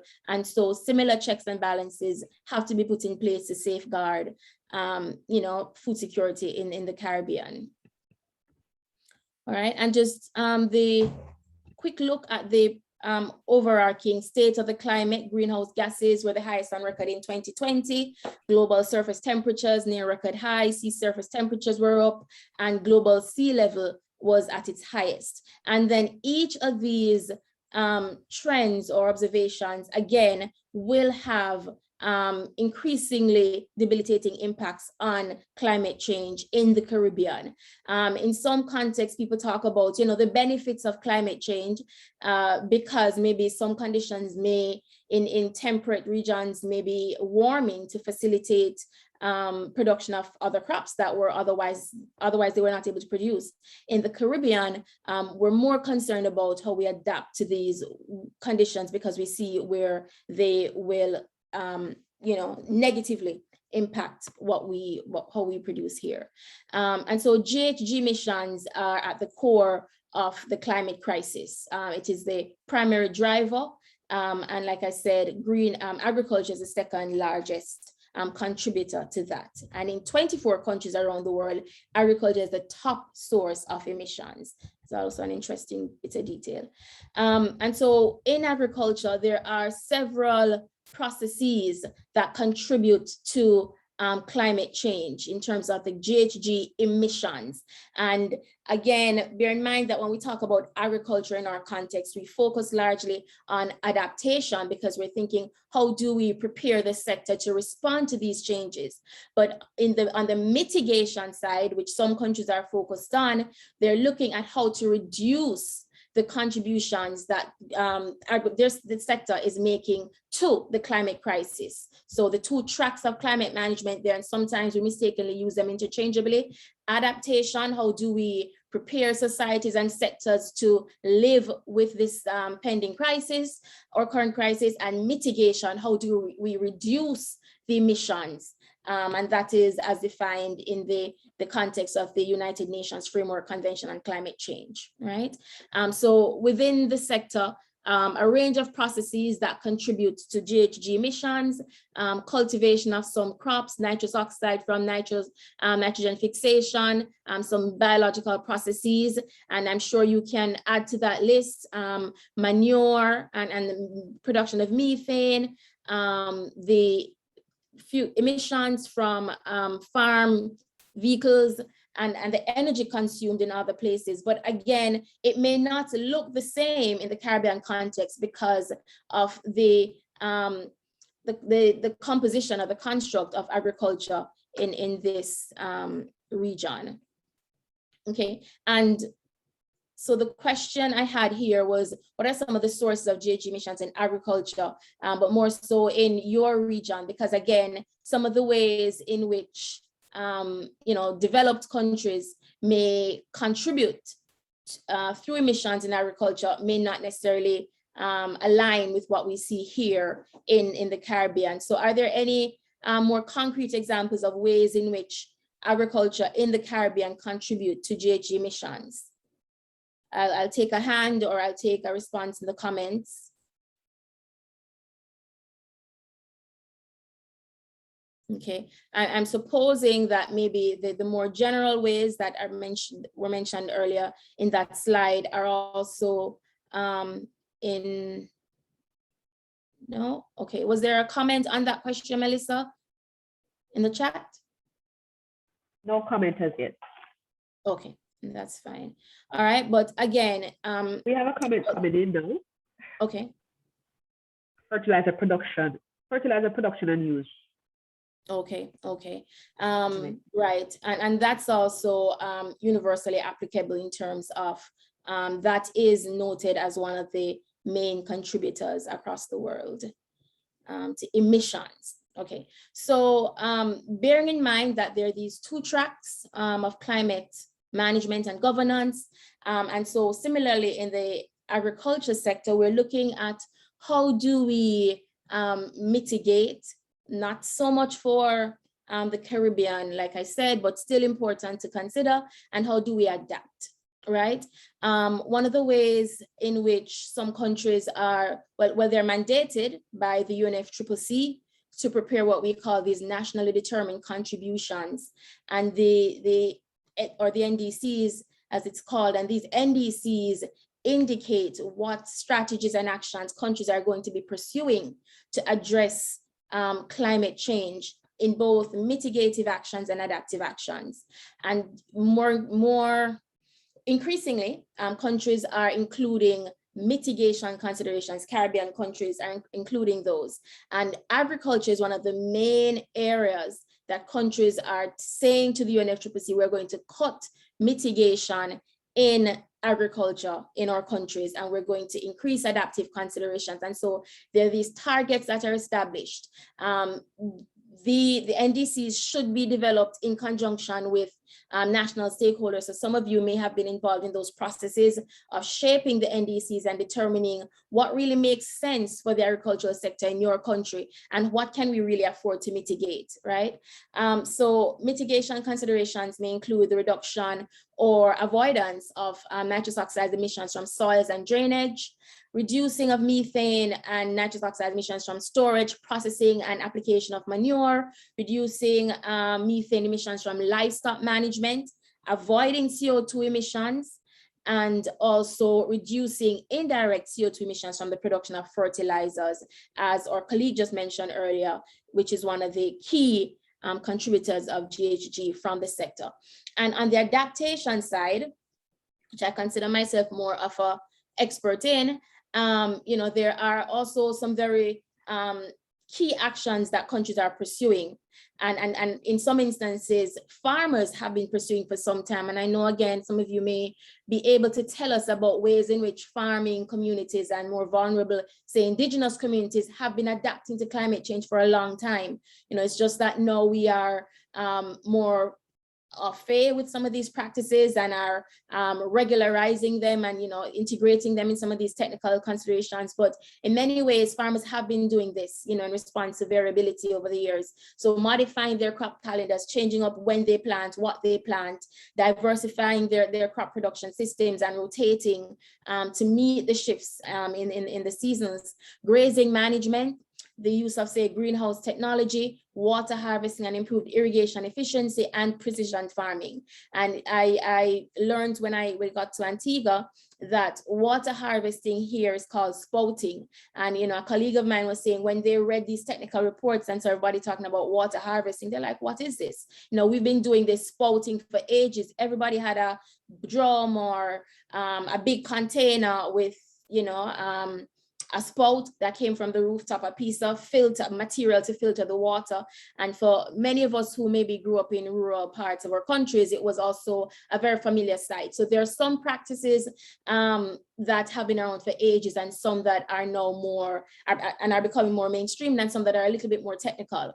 And so on the side of adaptation, it's also important to consider how we can classify adaptation action. So when we talk about adaptation, it's not just technology. Adaptation can be in the form of practices, so we talk about hardware, software, and orgware. I don't want to make it a little bit too dense, but there's the hardware, which is the technology, the software, which is the things kind of prevailing or supporting strategies that we put in place. So these policies and whatnot would be considered orgware. So the organizational and institutional frameworks that we put in place, and the orgware would be on the behavior side. So if you think broadly about what adaptation actions are being pursued in your countries, you can also think about how they fit under these headings of what adaptation is and what adaptation looks like in your context. Okay, and again, making the point that in the context of the Caribbean, even though we are considering both mitigation and adaptation in terms of climate change, adaptation for us is key. Adaptation because the designation that we have as small island developing states is underlies our vulnerability and demonstrates our vulnerability to climate impacts and the ways in which we're going to be impacted by the increased magnitude of hurricanes, the sea level rise, the increased temperatures, and other variables. And so we see countries already pursuing some of these actions. So for example, in Jamaica, there was a climate smart project, and maybe others have since come on stream, where early warning systems were being developed for farmers. I believe it was out in St. Thomas, and it'd be interesting to hear where that has gone. Hydroponics and aquaponics systems installed for farmers in St. Lucia, water harvesting and drip irrigation systems again, and communal water systems installed in rural Jamaica. I remember up in Cascade, up in St. Anne, training and knowledge. So this is adaptation building as well, capacity building. So in Belize, and I know we have a few Belizeans on the call, indigenous communities were trained in seed harvesting and climate resilient backyard gardens. And also increasingly countries are developing these national strategic documents, adaptation plans, climate policies, and nationally determined contributions to provide what we call a blueprint for adaptation planning at the national level. And these will guide the actions to be pursued by both government as well as other stakeholders in these countries. All right, this was left here as a kind of a teaser based on the conversations that we've had, but in the interest of time, I'm going to leave this for now, Melissa, if that's okay with you. Sure. Okay, and so if there are any immediate questions, I don't know if there was anything in the chat, I think we can maybe take 1 or 2 questions or any comments, that on anything that we've said, any additional information you require on anything said as well, before we go into the next presentation. Kashar had mentioned that we can plant more trees around the perimeter as windbreaks. Yes, as an example. yes. Yeah, and that's important. The same report that, we have to think about how these actions will, the cumulative effect or the what's it called, the ripple effects rather of some of these actions. So the immediate benefit or the immediate responses, an adaptation measure, planting trees. But then when we think about the risk of desertification, which is something I know has come up in some FAO reports, the future of the Caribbean and desertification as a potential issue that we'll have to contend with, then tree planting is also helping to stave off, another potential crisis. So, it's not a very one-off action, but it will have more significant and substantive effects to other challenges that we are facing or will face. So yes.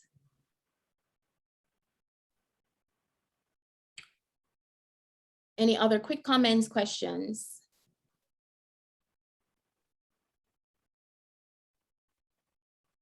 No? Okay. And let me just add here that within the UNFCCC framework, the United Nations Framework Convention on Climate Change, there is also a framework that deals specifically with climate change, the Coronavia Joint Framework something. Again, something I imagine you're familiar with, but that focuses specifically on climate and the climate agenda for agriculture as as spelled out by the UNFCCC. And so there are some very specific actions that are recommended for the sector. And similarly, FAO, I know, has guidelines for both mitigation and adaptation in the agriculture sector globally. And, these are useful tools that you can simplify in some ways as part of the material that you develop for farmers to get them to understand what the big picture is and why some of these, projects are being pursued and why we're having these conversations so that their actions can be shaped by this, bigger picture issue that we're dealing with. Helps us stave off the worsening crisis. Okay, so if there's nothing else on all of what we just said, I will move on to the next presentation. Melissa, I don't know if that's what you want to do or if there was a break scheduled. We are running right into module 3. Okay, all right. Let me just, I'm gonna stop sharing for a bit to bring up the other one.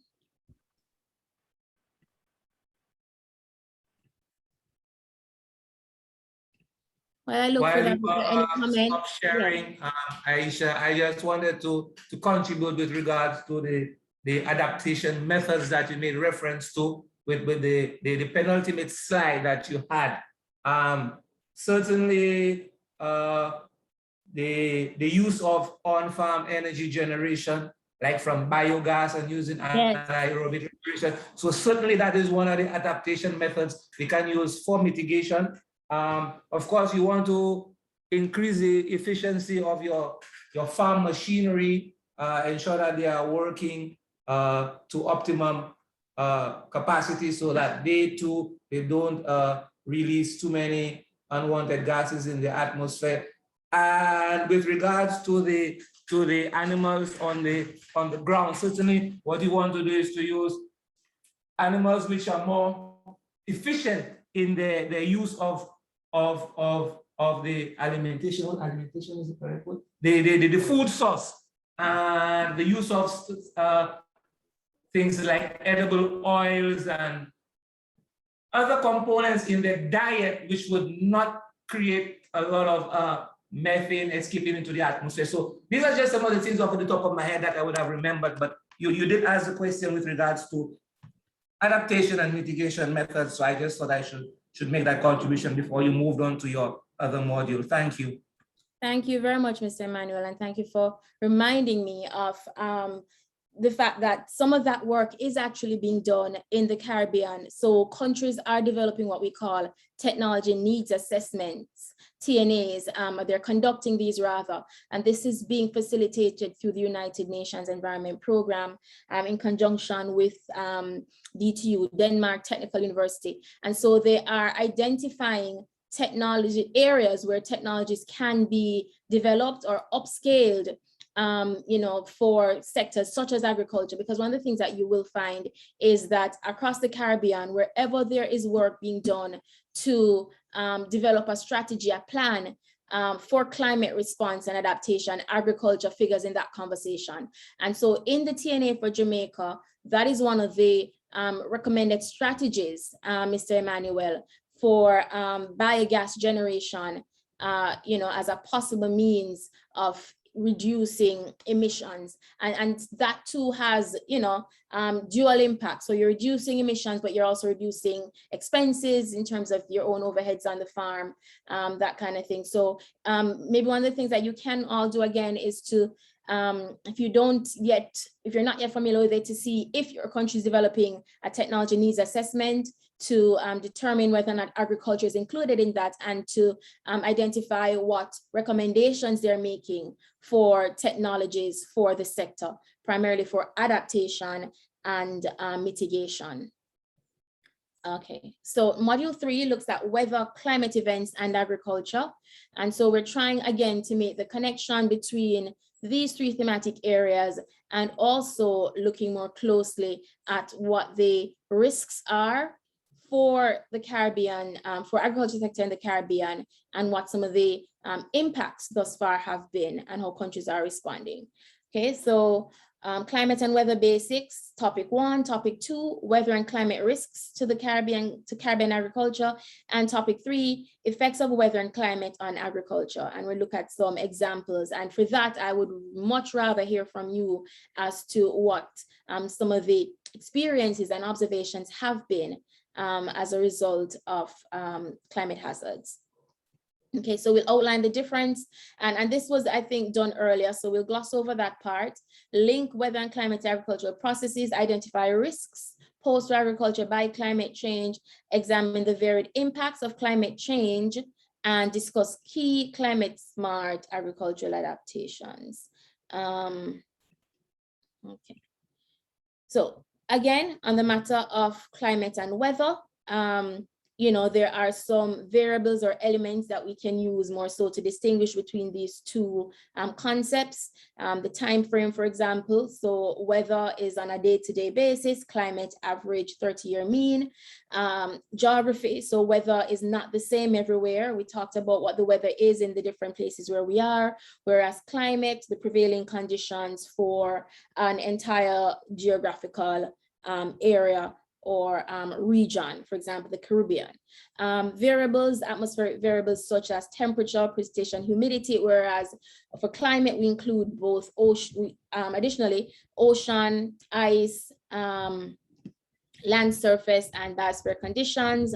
And with Mr. Allen on the call, Dr. Allen, I'm very open to guidance on some of these. Predictability, for weather is limited to days, and climate, we can potentially predict over a much longer period. But again, recognizing that climate change threatens the predictability somewhat as we're in that transition zone.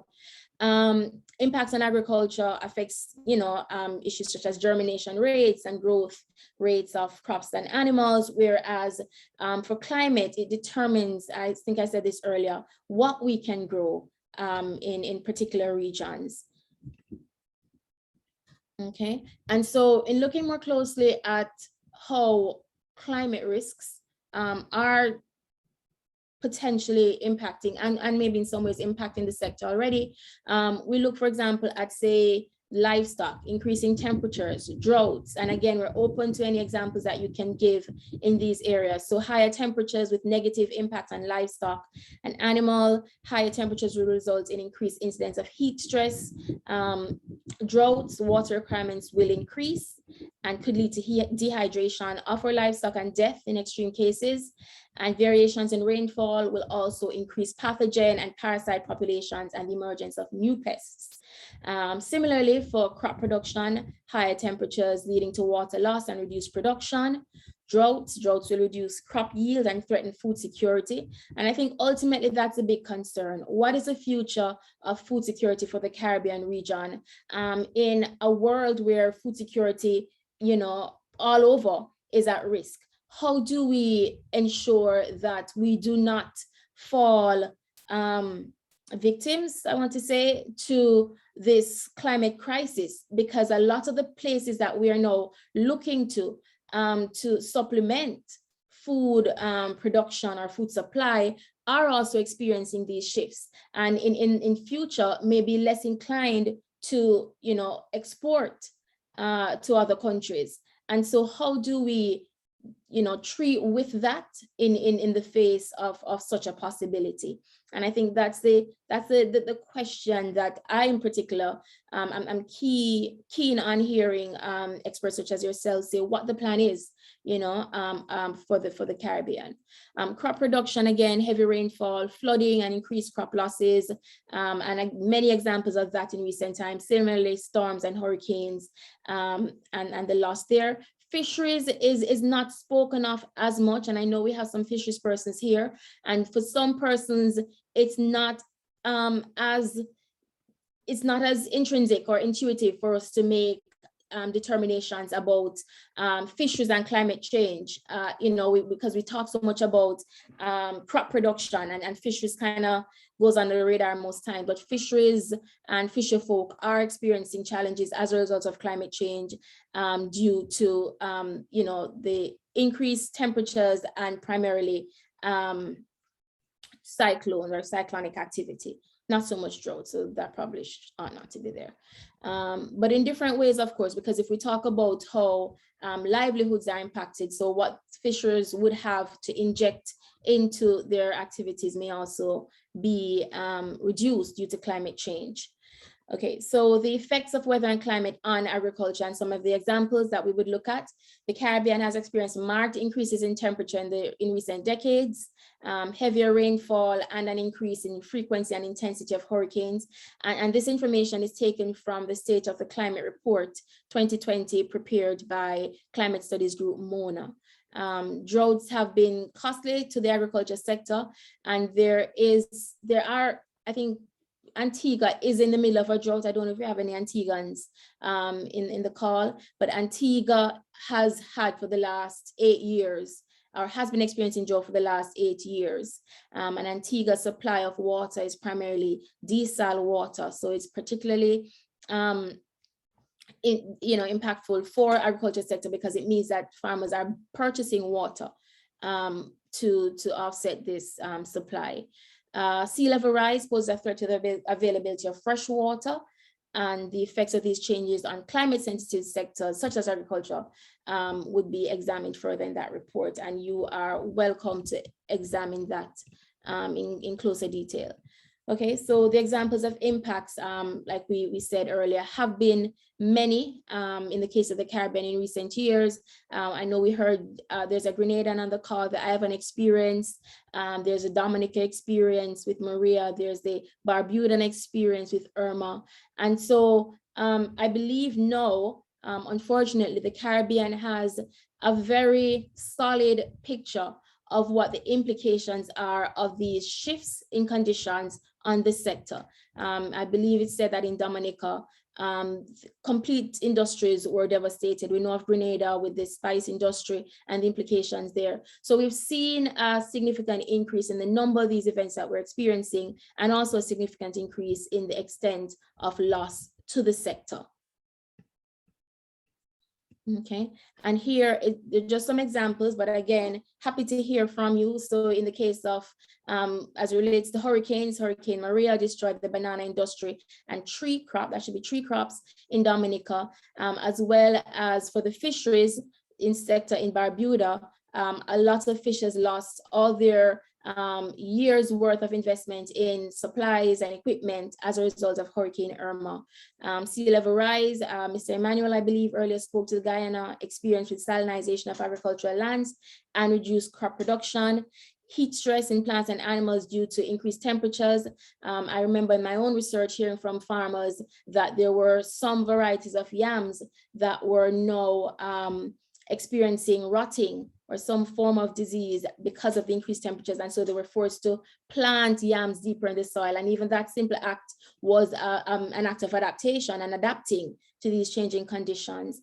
And the drought, on the matter of drought, the worsening drought records in Jamaica and Antigua and Barbuda, I believe are key examples or classic examples of what we're observing across the Caribbean. And I know that even in Dominica, land of water, I remember recently hearing from a colleague there that even there, people are more mindful of the fact that this is not an infinite resource.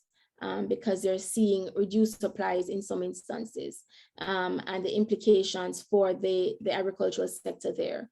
I think that's the last slide, and in the interest of time, it's also very apt that I stop at this point, but I again want to make the point that the conversation that we're having is to establish what the prevailing conditions are as it relates to climate change and the shifts that we're experiencing, but more importantly, how do we communicate this to the farmers and the practitioners on the ground so that their actions can be in alignment with the reality of the situation, but also to shape their responses so that we reduce the most detrimental impacts on the sector.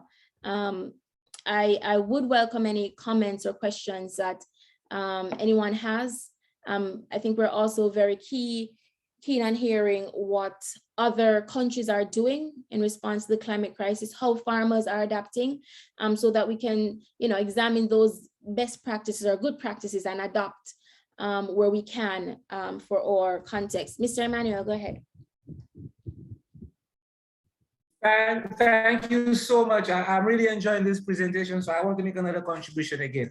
I am from the island of St. Lucia, right? And in the month of May, when I was a younger boy growing up, I'm a little older now, but when I was younger growing up, they say, don't worry about the gradient. And May is the month to plant yam, because May, you spell May backward and it's spelled Y-A-M. So that was a drier season in which at the time you would do your little land preparations and you would plant yam at that time. Obviously, we see differently too, that we know that you can actually plant it any time in the year, as long as you have the appropriate technology, you create the appropriate environment for you to plant it, either in a greenhouse or whatever. And I also say this to juxtapose that in 2019 in Belize, it was extremely dry. So we had the CARDI unit, we lost almost 100 acres of corn. We actually watched the corn leaves curl up in the field. And we were using a hybrid corn at the time for commercial production. And these types of varieties, if they do not get the appropriate quantities of water in the early development of stages of their life, then you will lose everything. So we had that experience. I can also say this,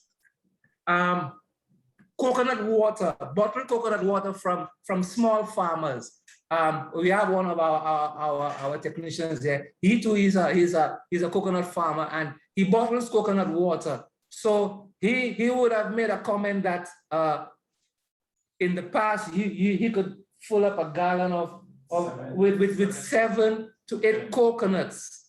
Mm-hmm. But now, even if he has been fertilizing and doing all the recommended good agricultural practices on his coconut farm, he has come to the realization that even the quantities of water within the coconuts are less. So he uses sometimes up to 13 coconuts to complete the gallon, whereas in the past it would have been like 7 to 8 coconuts. I say this to juxtapose that we do have drier periods.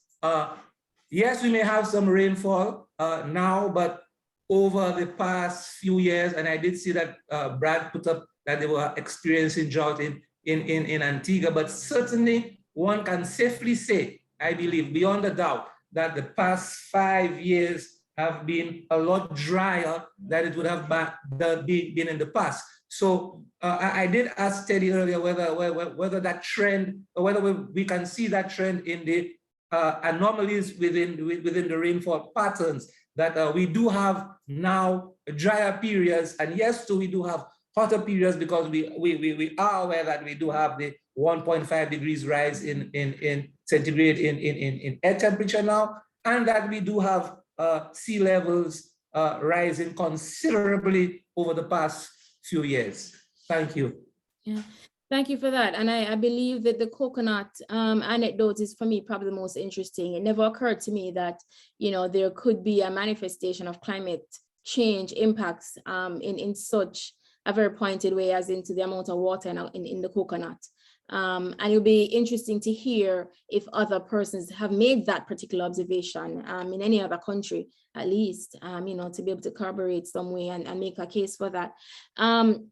What you just spoke of, I'm reminded of the fact that countries such as Jamaica and Antigua are developing what we call downscaled risk models. So they've downscaled climate data to come up with these risk models that paint a picture of what climate change projections look like for, say, the next 100 years. And that data does point, Mr. Emmanuel, to the fact that we should anticipate increased drying conditions going into the future.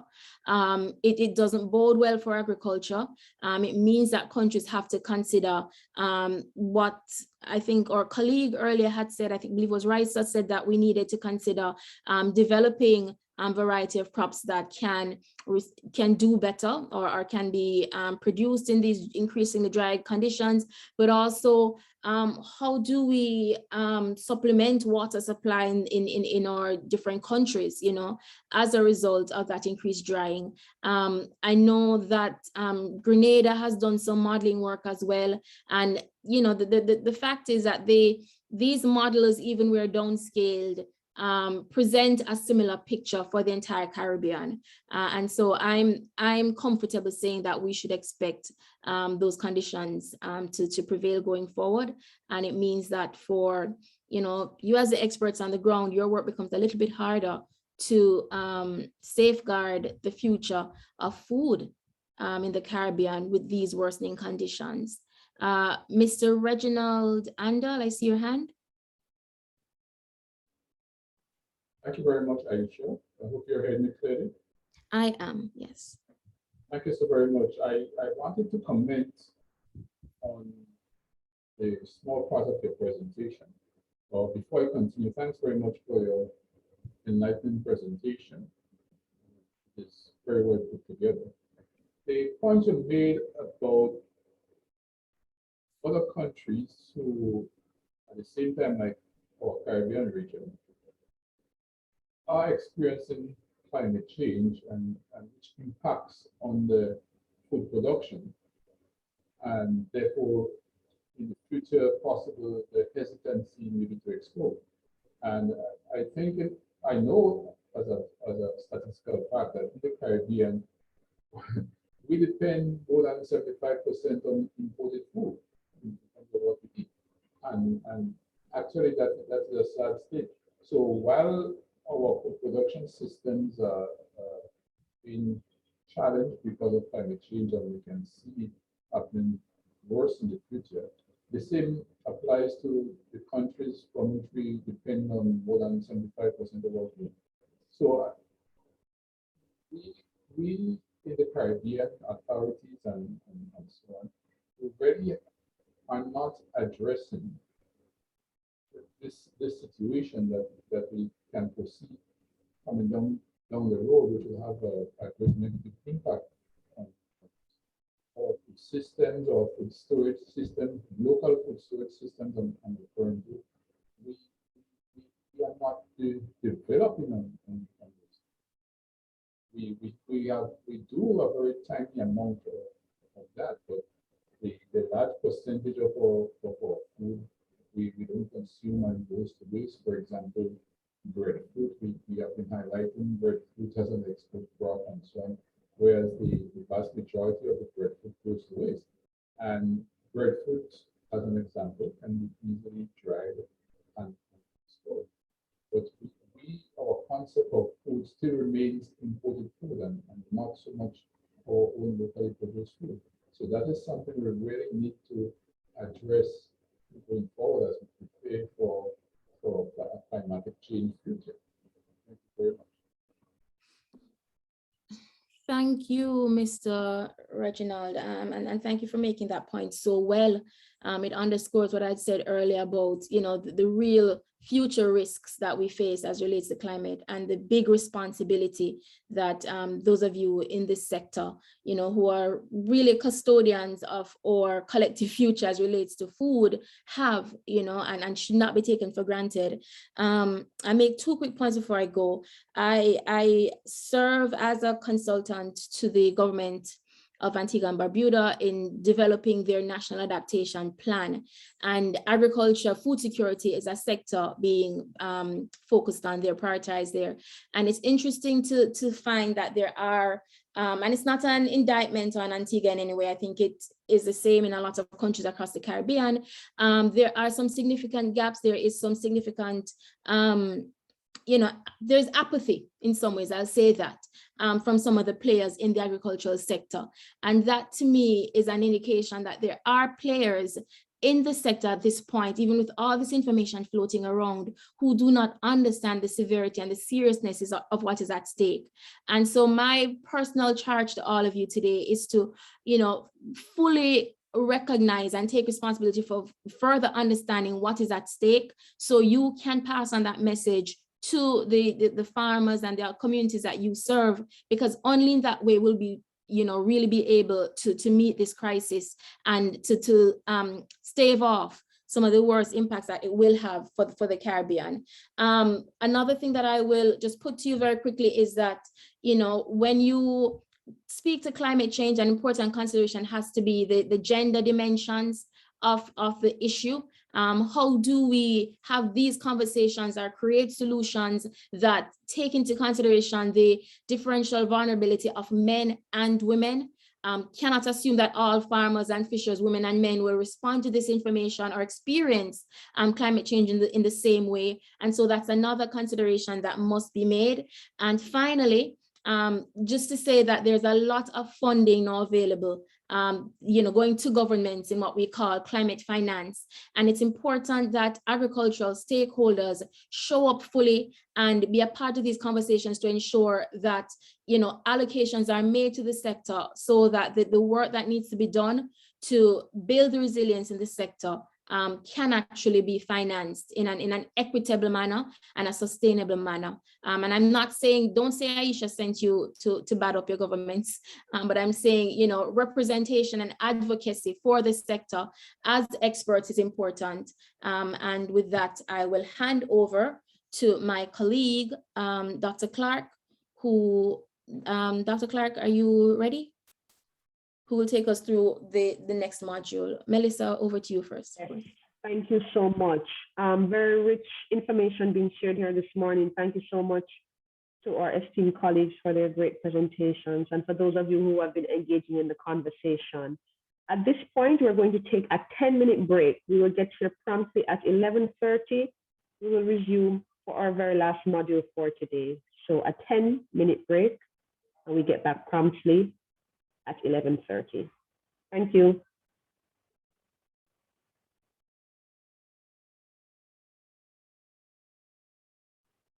Some of you may also want to use the break to add any additional comments in the chat you may have in the chat section. Thank you very much.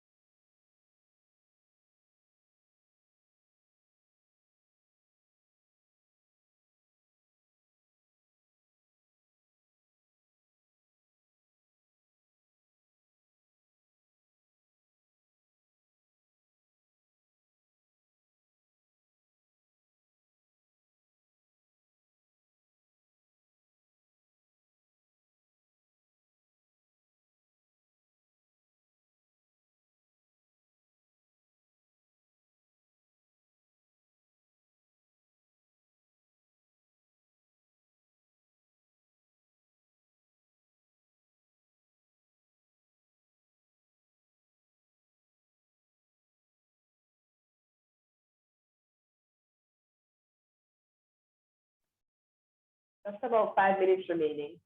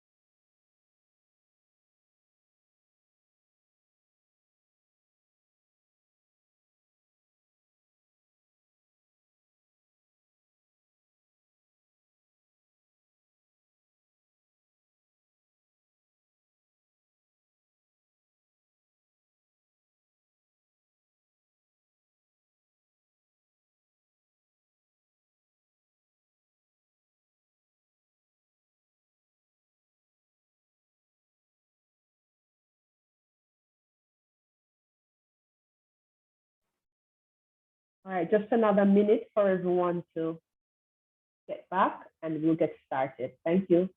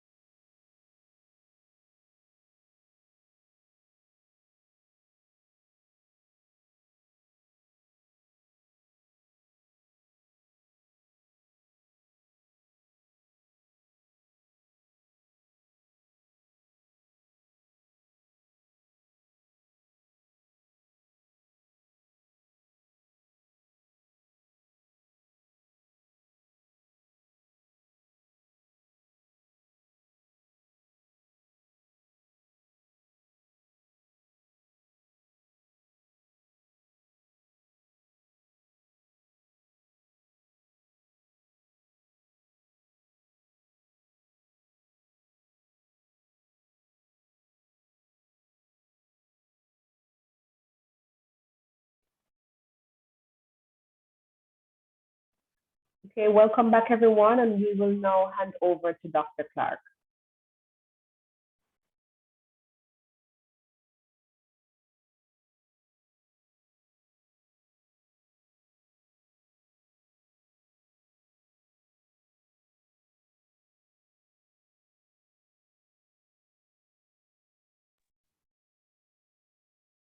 Hi, everyone. So we are all back, yes. So as Aisha mentioned, we are jointly presenting on the effects of climate change in agriculture. So just allow me to share my screen, get right into the presentation. Okay. So what's interesting is during Aisha's presentation, I got up and I was thirsty and decided it's time for me to have a drink of water. And I immediately went for coconut water. And while drinking, I heard George speaking about the situation with the coconut water. And I was laughing to myself because I had a thought that my coconut water vendor was missing in action for a couple of days. And I'm like, I remember when you could just get coconut water every single day. Now he's saying, oh, it's a lot more work, takes longer. And so I was just laughing that we are experiencing similar situations, even with coconut water across the Caribbean. So, which reminds us of the importance, well, it reminds me at least of the importance of coming up with solutions as a region to solve what we call the agriculture/climate crisis. Now, as Aisha mentioned before, we are all experts. Last evening, we went through the contact list and realized that everyone here was an expert, and what really needed to happen was not a lecturer student situation, but rather one where we would share. So we'll share our knowledge and our experiences across the region and see that we have similar experiences and similar solutions. And so the key topics for module 4, role of agriculture to food security, climate change and agricultural productivity, impacts of climate hazards on agriculture, climate change projections for agriculture, climate proofing, and adapting farming and climate change. Now, the topics, especially between modules 4 and 6, are very similar, and so you'll find that information is a bit repeated. And what's important is that between modules 1 to 4, the information is very similar. So in some cases, it might seem repetitive, but just see it as an opportunity for reinforcing what we already know. And so our objectives today are simple. We need to be able to link food security to agricultural productivity and link agricultural productivity to current climate variability or climate change in the Caribbean. And we need to understand how our agricultural systems can adapt to what we call climate smart, using climate smart agriculture to ensure that food security is something that every single person in the Caribbean can experience. So I want to start with some questions. So please post in the chat, or you can just raise your hand and Melissa will identify you and you can speak. Now, here's an important question in understanding what food security is. Where does our food come from? And so I'm pausing because I really want us to answer these questions.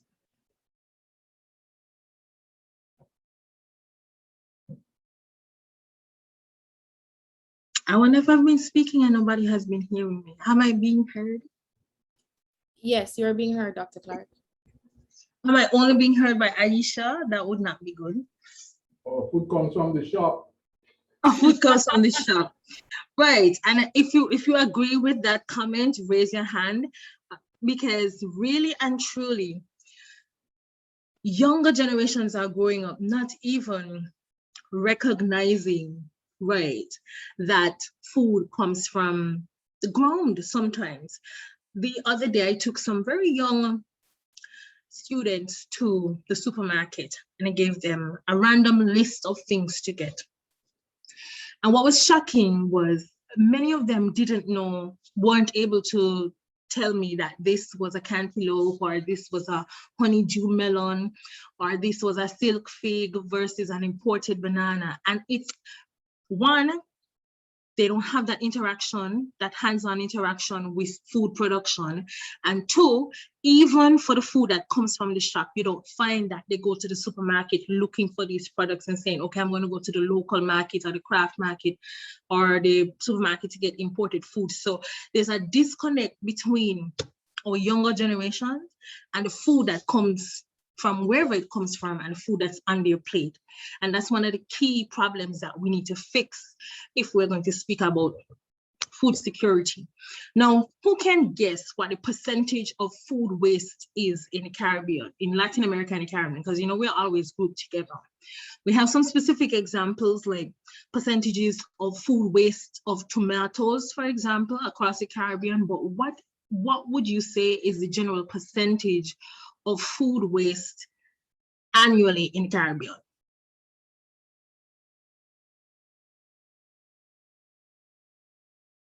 There's some figures here, Dr. Clark. 15%. Helen says 50%.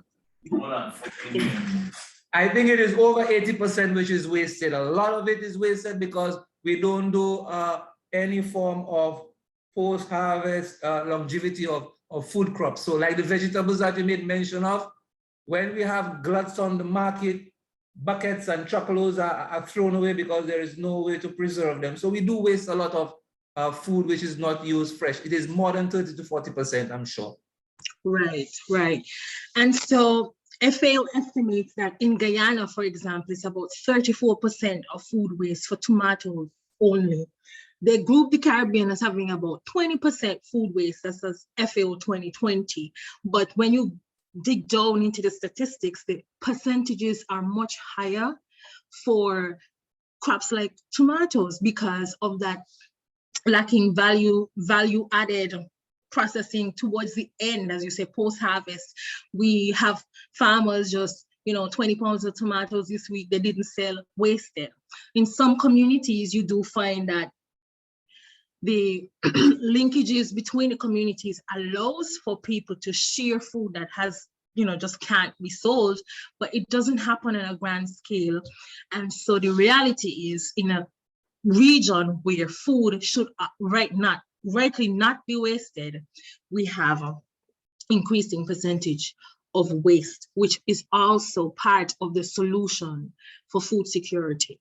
Now, what aspects of agriculture contribute to food security in the Caribbean? So I'll just get into, because we're already interacting here. When we think, some people think, we think agriculture, just like Aisha mentioned, we tend to forget the fisher folk.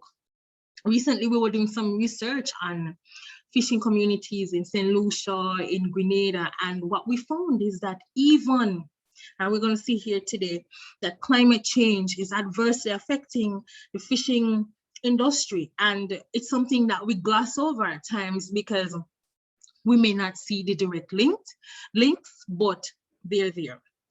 So this is just an excerpt from the State of Caribbean Climate. We don't have to try and read this, but I just put it there to remind us that the three key things that are important in agriculture, crop production, livestock, and fisheries are the three anchors of our food security in the Caribbean, but most importantly, freshwater resources. And I recognize that some of our participants here are water engineers. I don't want to call on anybody, but I think this would be a good time for us to link freshwater resources with agricultural production and food security. So if one of the water engineers or water experts can make that link for us in terms of how declining freshwater resources, we're seeing it all across the Caribbean. The entire Eastern Caribbean is experiencing unprecedented drought. And the challenge here is, how do we effectively respond to this when, although governments try to prioritize irrigation for commercial agriculture, even small scale agriculture, what's the one industry which will always be prioritized over agriculture for freshwater resources? What's that industry? While we wait on one of our water engineers to give us a real-time example of what's happening. Let's see if anybody said anything in the chat. Yes, so we got that. tourism, of course, tourism is always going to be prioritized, especially as even though though we see the challenges that tourism industry is facing as it relates to COVID-19, we still know that the budget prioritization will be for tourism. And it makes us wonder then, do we move towards the agri-tourism linkages where, since tourism will always be prioritized, do we promote agricultural production for the tourism sector? What are your thoughts on that?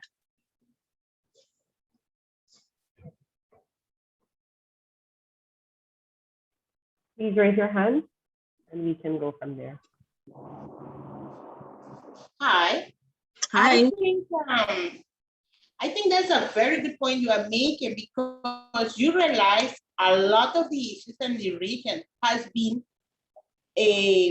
with COVID. They had affected agriculture just because they were focusing on the tourism industry, and now they have no market.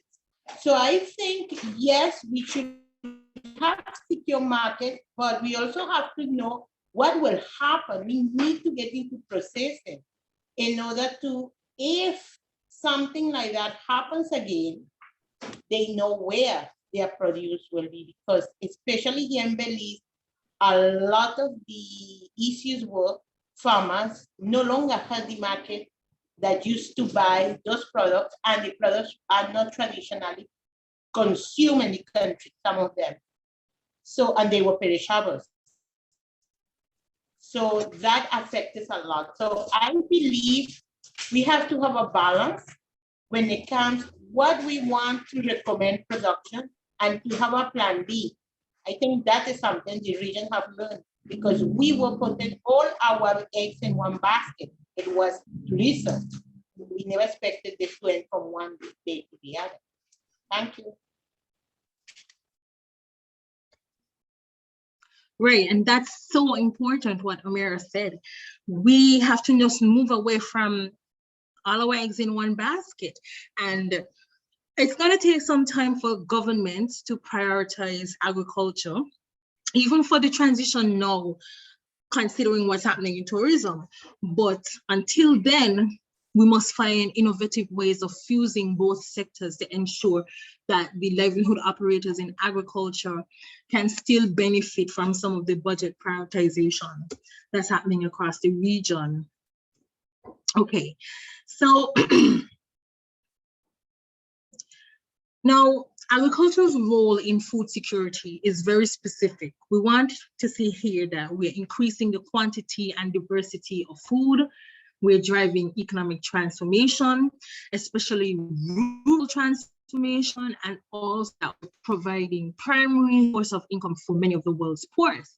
And in this case, many of the region's poorest. We can't engage, sorry about that. We can't just engage in agriculture just because. Food security is never going to be a reality if it's a just because. And that's a key definition of what we think food security really means in the Caribbean. Now, I have an official definition, but I'll share it after. It's part of your Q&A. But I want some suggestions on what you think food security really means for Caribbean residents.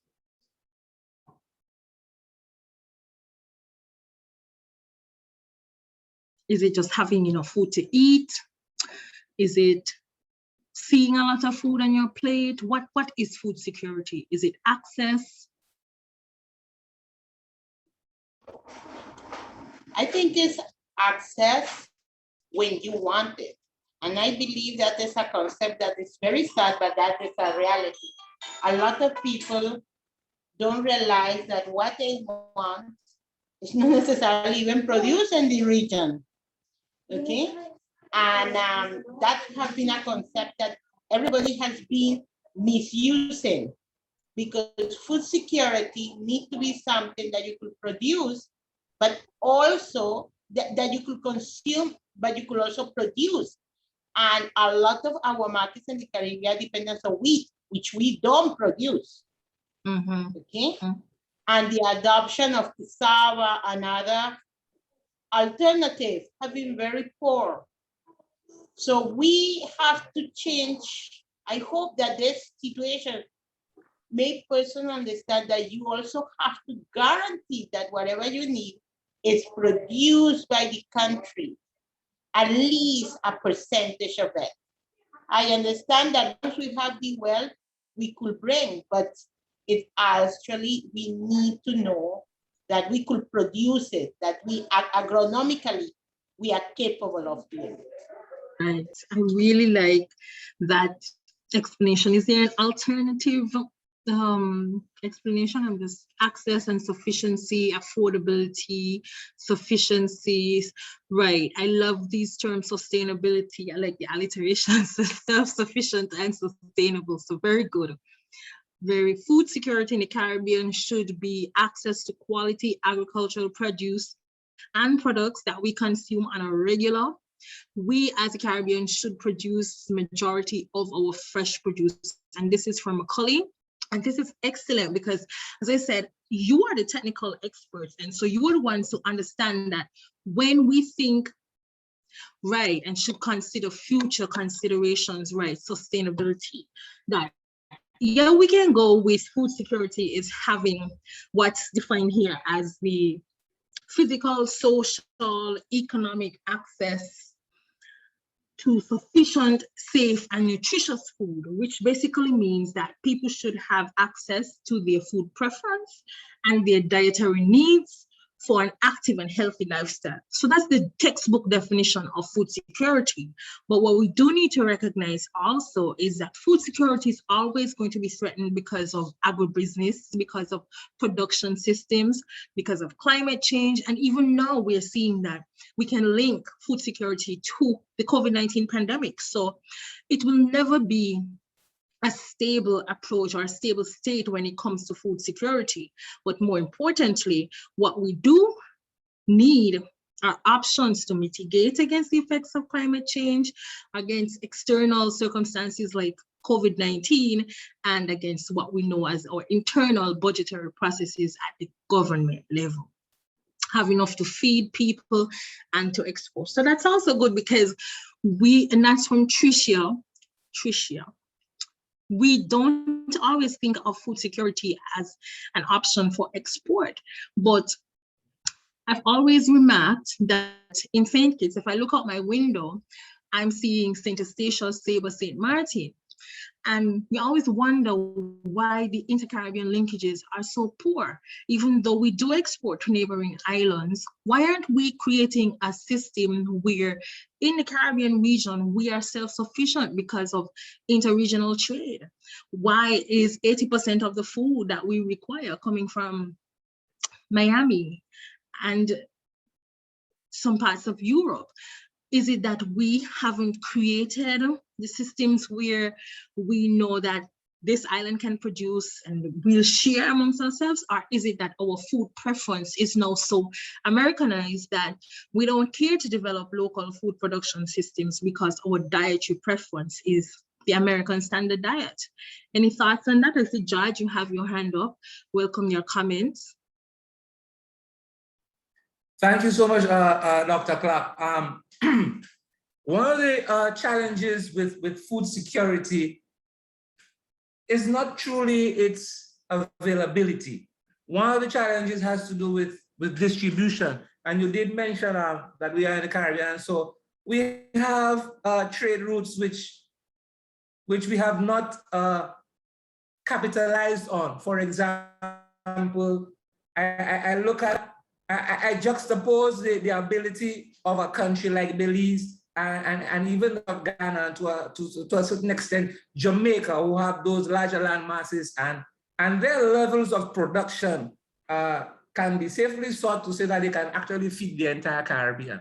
And so no, I'm serious. I see you share, Dr. Clark, but I'm serious. I believe countries like Belize, Ghana, and Jamaica alone can feed the entire Caribbean in terms of the availability of nutritious foods.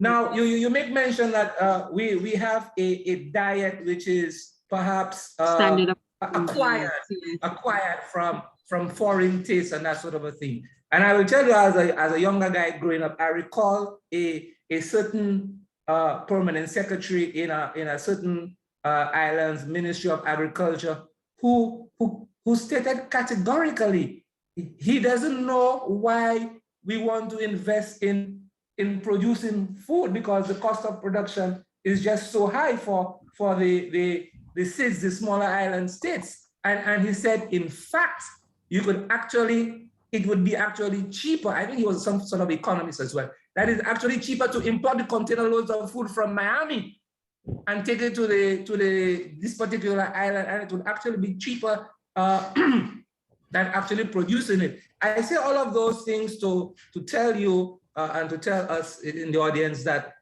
one of the aspects with to try to achieve this sustainable development goal of no hunger and have equity and access, and it is that of distribution. And so, like you rightly said, it takes the collective, the onus is on collective governments to try to ensure that you have that synergy among the countries and in our little kids in the Caribbean region to ensure that we can make nutritious food available to all of those who may need it and who want it, yeah?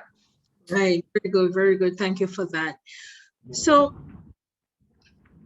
what we're seeing here is that we have the politics of food security, we have the other external circumstances, but importantly, we have the climate change realities as it links and how they link to food security. Now, it's been well established that extreme events will impact heavily on climate sensitive sectors. We have agriculture, food security, and water resources. And what we have to do today is provide some real examples of what's been happening. And we've heard it all morning.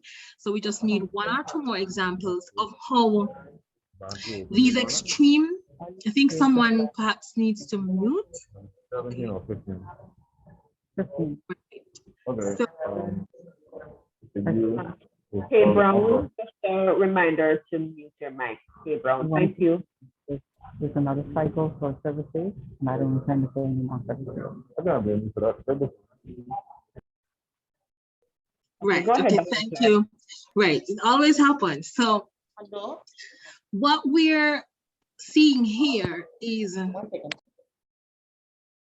right, what we're seeing here in the Caribbean, and I really welcome the examples from the different islands. It's how these extreme events. Now, some of us may think, well, not us, because we know this, but some persons may think, well, climate change, they are looking for some drastic freezing event, or sorry, cool warming event, or they're saying, yeah, it's really getting hotter, but they pay very little attention to extreme climate variability, the extremes that we experience in drought, heat waves, or erratic rainfall. And that's the examples that I want us to discuss at this juncture. What are some of the extreme events that persons involved in the agricultural sector have had to manage recently, and how have they been managing it? So let me see if there's any comment in the chat about some of the, okay, good. Okay, so we saw our final comments there on education and the challenges for local produce, right? So now we're gonna talk a little bit more about the climate extremes which are affecting or plaguing the agricultural sector in particular. So here we have some more examples of major hazards linked to climate change: rice, salinity intrusion, cyclones with storm surge, stronger storm surge, coastal inundation, erratic rainfall, riverbank erosion. You have been experiencing these in your different islands, and we want some examples of this and how it's been affecting our region's livelihood operators like farmers, fisher folk, etc.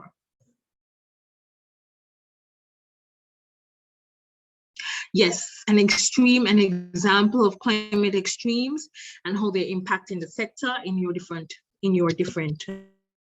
regions.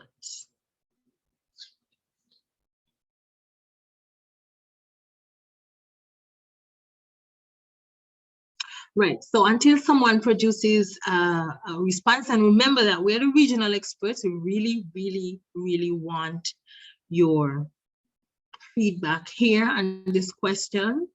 For St. Kitts in particular, I don't know how many of us have been to St. Kitts. It's a very lovely island, and one thing you're going to recognize if you do a small flyover inevitable is that we have all this expanse of land just covered in guinea grass. Before we had sugarcane, we just moved from sugarcane to tourism.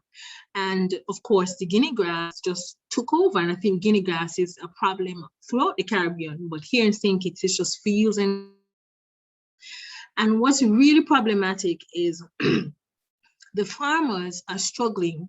You can use guinea grass and try to use it as a natural mulch, or you could burn it off and plant, but it's a constant battle because this is so well adapted to the drier temperatures, the drier realities that we have here in St. Kitts and Nevis. And farmers are transitioning to shorter crops because they can't invest, too many months in sweet potato, and so you have these like 6-week sweet potato, and everybody thinks it's like, oh, we don't like this, but the resources required to ensure that the traditional breed of potato that everybody wants to bake and eat and roast is that the farmers are losing. They just don't have the water resources. The place is just too dry. They depend on rain-fed agriculture. And so we're finding that we have to adjust our palate to different crops because farmers are trying so hard to adapt. I see here the influx of sargassum seaweed, and yes, that's linked to higher temperatures. I mean, gone are the days when you could just easily go on the beach and have fun. No, the entire north coast of our islands are riddled with sargassum seaweed. Yes, I've seen, I think in Antigua and recently in St. Kitts that some, innovative agriculturalists have decided to export the sargassum seaweed so that we could, make some fodder, some fertilizer, something. So that's a problem. Yes, I'm seeing here in the chat, it's saying in St. Lucia, heat is making it increasingly difficult to work in the open field, more stress on plants and increased watering intervals. Excellent example. And this is a reality throughout the Caribbean. Remember, if you want to share, just open your mic, raise your hand, and you can go ahead. Pest infestation, very good. Right, so we're getting into the crux of the experiences when it comes to climate-related stressors for agriculture. All right. Now, here, this information was extracted from the state of the report, the State of Caribbean Climate, and it will be available to you. And so these are the three main food security sectors or contributors for agriculture, as we said: livestock, crop production, fisheries. And we're seeing that increased temperature is not just something that affects plants or give, stresses for plants, but even when it comes to the food intake for animals. Now, the example from St. Lucia here was that it's difficult to be out in the field all day, in the open field, no shade. And can you imagine that same experience for our livestock? It leads to involuntary decreases in food intake for the animals because of the increasing temperature. They eat less food, there's less yield, less pounds, less sales, less. It's also difficult when it comes to the food, the nutritional value of the feed for the animals. They have to graze longer, wider spaces, and it's not always available to some of our farmers. We have situations where the increasing temperature is also affecting crop production, reduction in the absorption of nutrients, which will retard growth and reduce yield of the crops. And so our biodiversity, our animals, our plants, they're all experiencing the stresses from changing temperatures, warmer temperatures, and it's reflecting in the total yield that have been produced by our farmers, which then affects their income, their livelihood, their living standard. And so this full circle of problems because of climate change. In fishery sector, is there anyone who can give an example from the fishery sector? Right, increased temperature has also implications for GHG emissions, soil and atmosphere. Very good.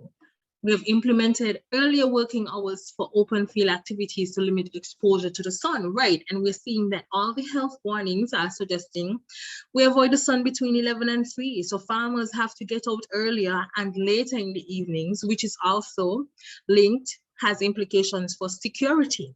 So we're recognizing a complete shift in terms of how we engage in agriculture and the fishing sector. And this shift is directly linked to climate change. Right. Sea level rise. Is there anyone who could give any good example of how sea level rise? Probably, I think I heard it earlier. Sea level rise and saltwater intrusion. Okay, George, you can go ahead. We heard a good example. So just for so I did mention earlier that that sea level rise, yes, for coastal areas and for smaller island states where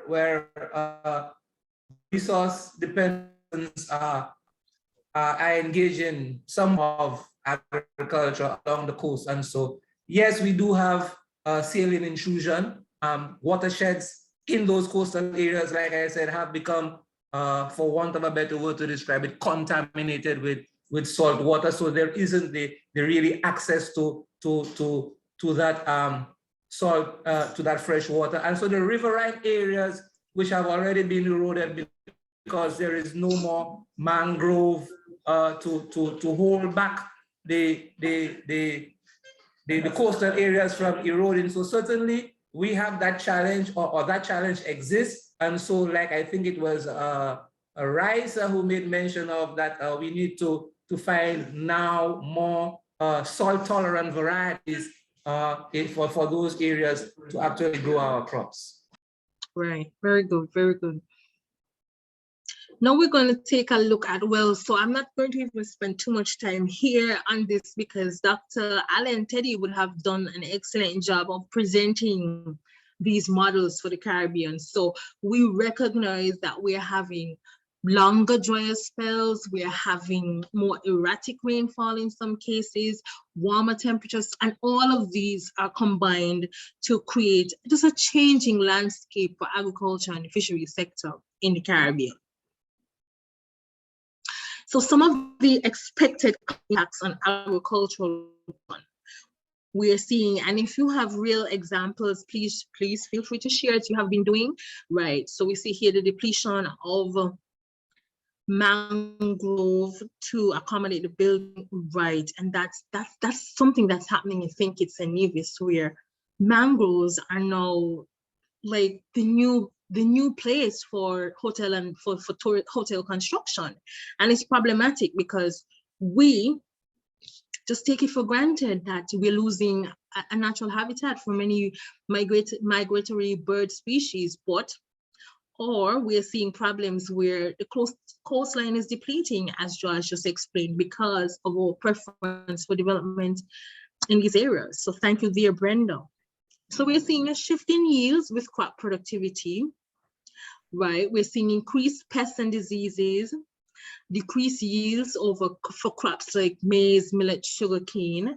Temperature will become too high for pathogens and for crops. So in some cases, you might see a northern shift of some tropical diseases, but it also means a northern shift of some tropical plants.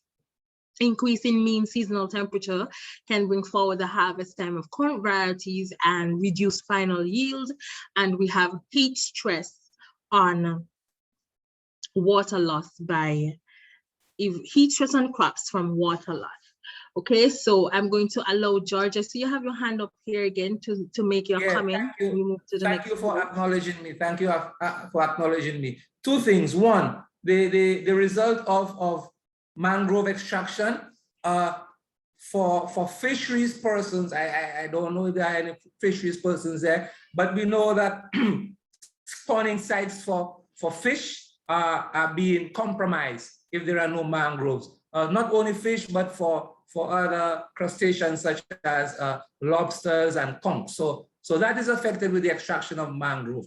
And in your previous slide, we know, for example, in Belize, the sugarcane industry, they're going through a challenge. So in that they're expecting more returns for producing more and better cane under more stressful conditions. So we have the challenges with water and the drought, and so they have to make the special effort to ensure that the production meets the quality and the standards. But now, when they do that, after more investments, then we do have a challenge of trying to gain more from the sale of sugarcane. So the challenges is cyclical. I just wanted to mention those two things. Thank you.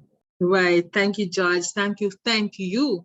So in terms of a case study of Caribbean impacts, what we're seeing here is that studies across the region have projected that we're going to see, just as George just mentioned, a decrease in yields. We are going to see that especially in rural areas. And of course, we're going to see that the example was the 2009-2010 drought period. And if you're into water resource management, you remember that period, which cost, for example, the government of Guyana US $1.3 million in providing relief to farmers. Production was 43% lower in Dominica in 2010 compared to 2009. Production was 20% lower on average in St. Vincent and the Grenadines. And this was across the region. This is Southern Caribbean. It happened in the Eastern Caribbean. It happened in the Greater Antilles. Everyone experienced a decline in production because of climate change. So I think what's important here is that we share our best practices as we wrap up. How do we climate-proof agricultural systems or climate smart? And from the introduction, I recognize that an entire session was already devoted to climate smart agriculture. And what we need to promote are what we call the local knowledge here. Yes, innovative technologies, you need that to ensure that you have complex, to support complex agri-food system. Now, the Caribbean isn't like North America where farmers can be paid to produce and waste food or not to produce or paid because of their agribusiness. Here, we need to ensure that agribusiness supports sustainable agriculture and food production, which allows for everyone to experience the same levels of food security. We need efficient and scalable solutions, which means if something works on a farm in St. Vincent, it must work on an even smaller farm in St. Kitts or a larger farm in Antigua, or it must work across the Caribbean. So are we there yet? That's my question to you. Are we there yet in terms of sharing efficient and scalable solutions?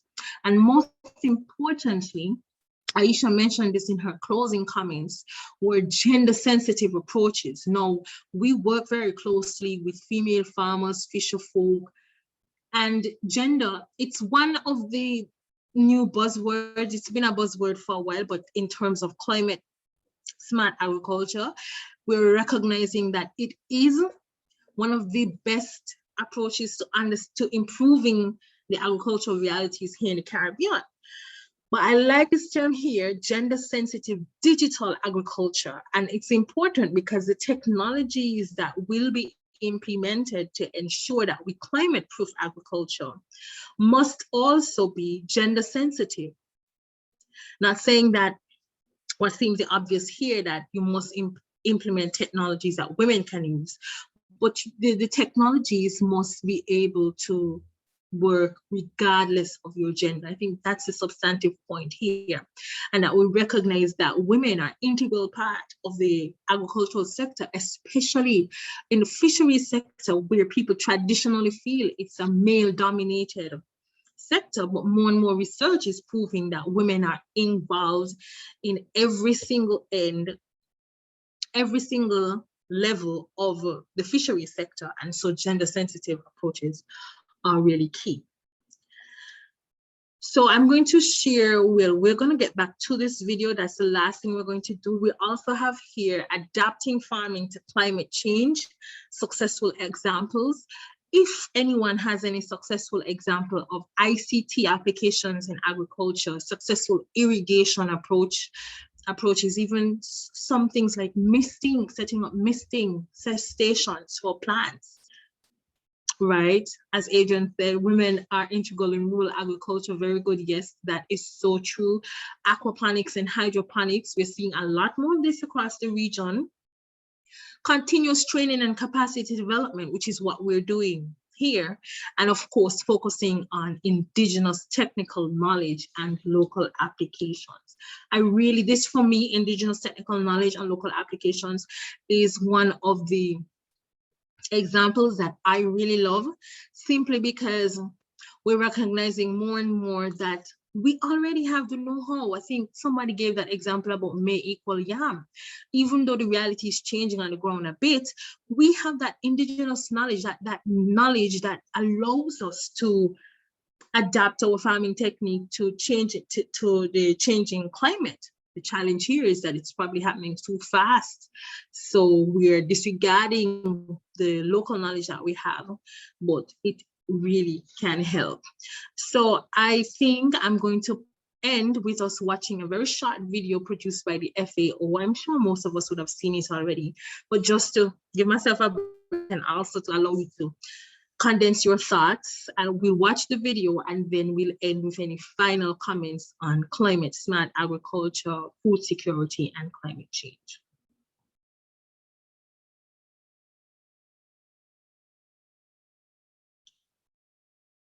I hope I have my share sound settings on.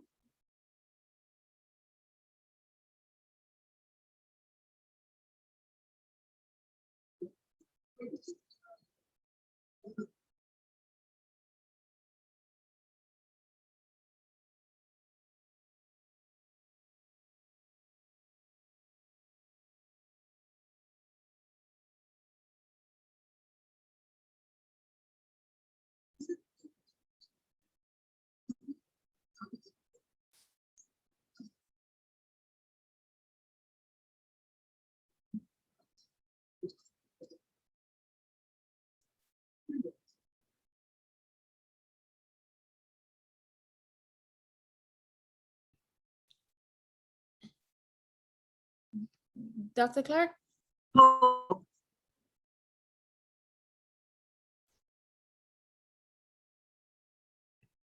Yeah, we're seeing the video now, yeah. Thank you. You might have to restart it. Okay. Are you hearing? I'm not, no. No, Okay. no volume. And there is no audio. Okay. I'm going to try one last, and if it doesn't work, well, I'm just gonna avoid the video and we can share it in the thing. This always happens. You always know where something is, and then when push comes to shove and it's time to do it, it disappears. So I'm just looking for that thing which says share my sound. So when you share screen, there should be a checkbox at the bottom saying share audio as well. Right. Oh, thank you. Yes, share sound, optimize work. Thank you. Okay. Climate is changing. This is undeniable. Climate change presents a critical challenge for global food security. The men and women who produce our food, farmers, herders, and fishers, are hit the hardest by the consequences of climate change. Farming communities need to build their resilience and ability to adapt to changing climate in a way that they can feed a growing population without further depleting our precious reserves of soil and water. This is why we need climate-smart agriculture. Climate-smart agriculture is not a new technique. It is an approach to identify production systems that can best respond to the impacts of climate change and to adjust these systems to suit local environmental conditions now and in the future. This approach can help transform agricultural systems to support sustainable development and food security in a changing climate. It's about increasing sustainably production and incomes, adapting and building resilience to the impacts of climate change, and wherever possible, reducing greenhouse gases. We can make climate-smart agriculture a reality. These are the ingredients we need. Expand the evidence base. Policymakers need to know the current and projected impacts of climate change and just how vulnerable the agricultural communities and ecosystems really are. Improve policies. People working in many different fields, agriculture, climate change, food security, and land use need to collaborate. Work together on supportive policies and plans, taking into account the entire landscape. Support and empower local institutions. Local institutions are needed to develop capacities and motivate men and women farmers. This way, they can adapt their practices and plan together the best way to do climate-smart agriculture. Combine financing options in a new way. We need to bring together financing sources that target agriculture and climate change.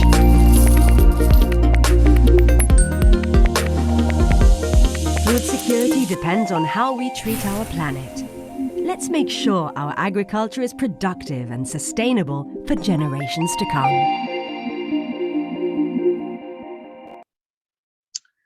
Okay, so that was it for me. I think instead of having the last word, I'll allow anyone who feels so inclined to have the last word on food security and climate smart agriculture, and then right over to Melissa. Yes, I'm going to drop it in the chat as well.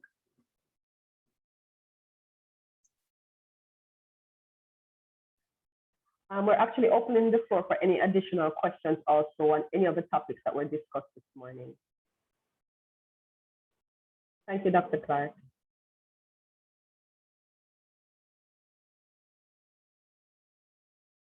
You are most welcome.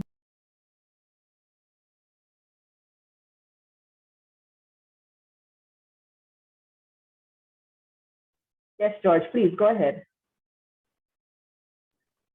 Thank you very much, Melissa, for acknowledging me. Thank you, Dr. Clark, for the presentation, and also from the presentation from Aisha and Teddy as well.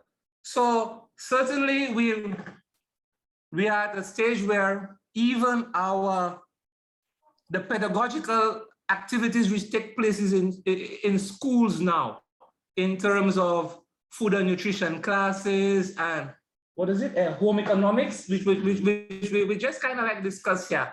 When I was younger growing up, I always refer to when I was younger growing up. I'm not so old, but when I was younger growing up, you had those type of subjects which were administered in school. So the academic calendar would have given students the opportunity to do their little practicals in backyard gardening. And so you harvest your tomatoes and then you make a tomato puree, or you make some tomato preserves in your home economics class. I think if we direct our focus in that sense, then perhaps we may be able to achieve some of that in terms of sustainable production in one's own backyard and garden. Having said that, though, we have newer technologies to increase production and efficiency, even in terms of varieties using biotechnology. So you have the CRISPR-Cas technology, which assists us in, improving how we we are improving the fashions in which we create new crops, new crop varieties, and that sort of a thing. So that is perhaps maybe one of the other avenues which can be used. It's not the panacea, but it can be used to achieve that type of food security. So those two things. One, the technology which is available to us now, that is the newer technologies for creating wholesome foods which are resistant to the pests and diseases which come about because of the variabilities in the climate, and of course other conditions such as saline intrusion that have been articulated. So that, as well as going back to the basics, home economics schools, food and nutrition classes, and sort of a thing which can have people or young persons now engage in understanding what the rudiments are, making it necessary for them to become sustainable and to not waste. We do waste a lot. I think it is because of how our economies are set. A type of capitalist system says that you throw away instead of giving away. So certainly these are considerations for us to put into perspective when we're looking at food security, dealing specifically with the vagaries of climate change. Thank you very much. I just want to say that the presentations have been so very interesting, and we have been enjoying them very much from our end right here. Fantastic, thank you. Any other final comments, questions, thoughts? If not, then I will hand over to Dr. Spence.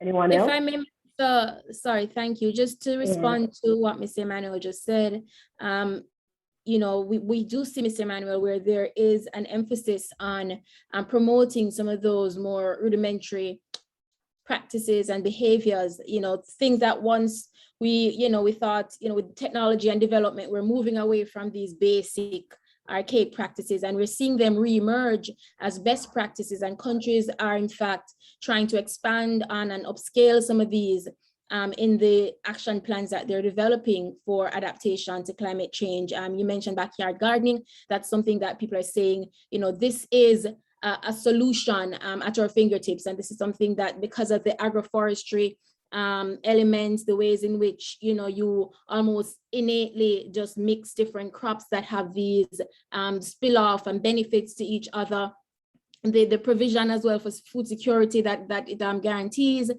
These are things that we're trying to capitalize on. And, you know, just to say that as we recognize the value of integrating technology, we should also, and again, putting it back to the practitioners and you on the ground, to take back these messages to the farmers, that it's not just about the technology and, you know, the more modern features of the shift, but how do we build on and expand on the benefits of these simpler practices, indigenous practices that can really help us to transform and respond meaningfully to the climate crisis that we are now treating with. Thanks.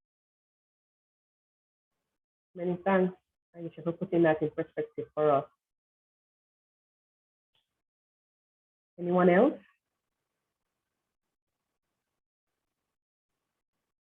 Okay, Dr. Spence, floor is yours. All right, thank you, Melissa.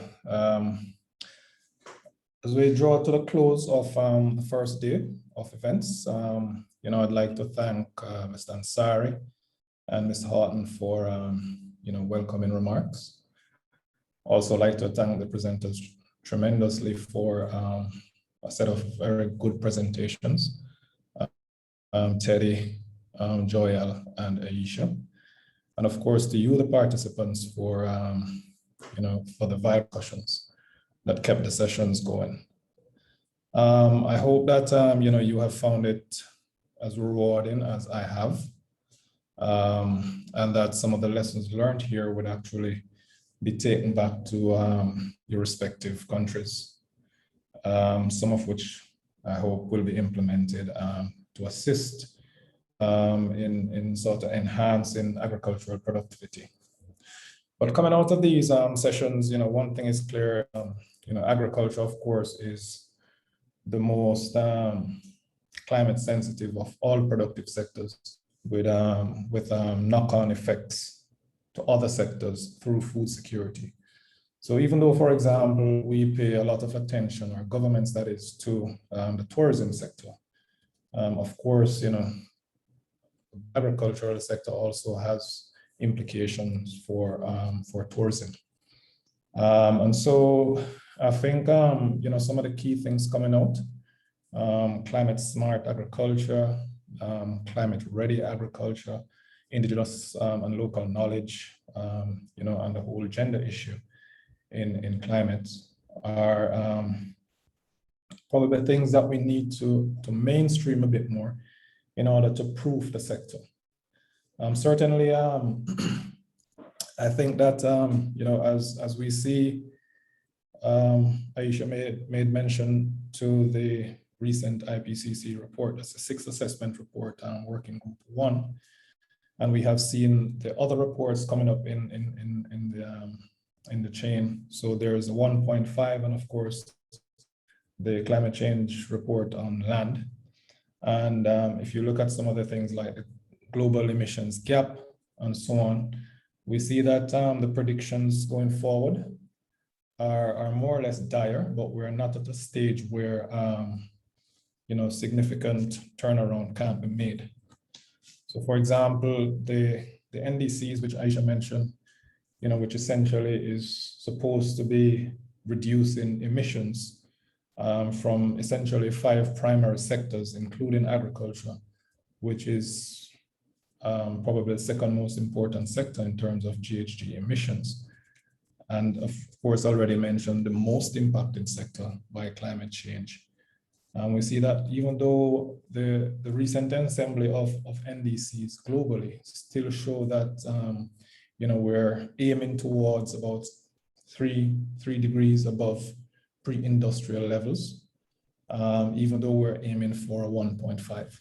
So what this says to me is that the approaches to fighting climate change will have to be, you know, multi-sectorial, and the conversations need to be all-inclusive.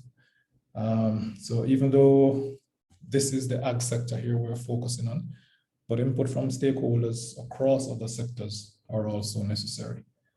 And you know, as we embark on capacity development or capacity building across the region, you know, I implore the participants to not take all of these training sessions, do not take them in isolation, but sort of try to take them together.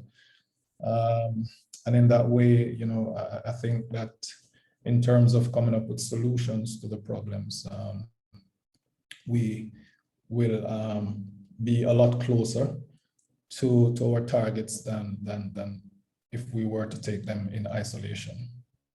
And with that, I would like to close by saying thank you. I know there is an assessment component to be administered, and Melissa will actually handle that. I thank you again. Yes, thank you, Dr. Spence. I'm placing the link to the assessment, which we would like for you to complete within the next 15 minutes. So the workshop is officially closed, but we will be still online so that we can facilitate you completing the assessment. The link is now available in the chat, and we'll be on for another 15 minutes. If, however, there are persons who need more time, please message me in the chat and we can also accommodate that. Thank you. If anyone has any problems accessing the chat, the link to the assessment, please let me know. And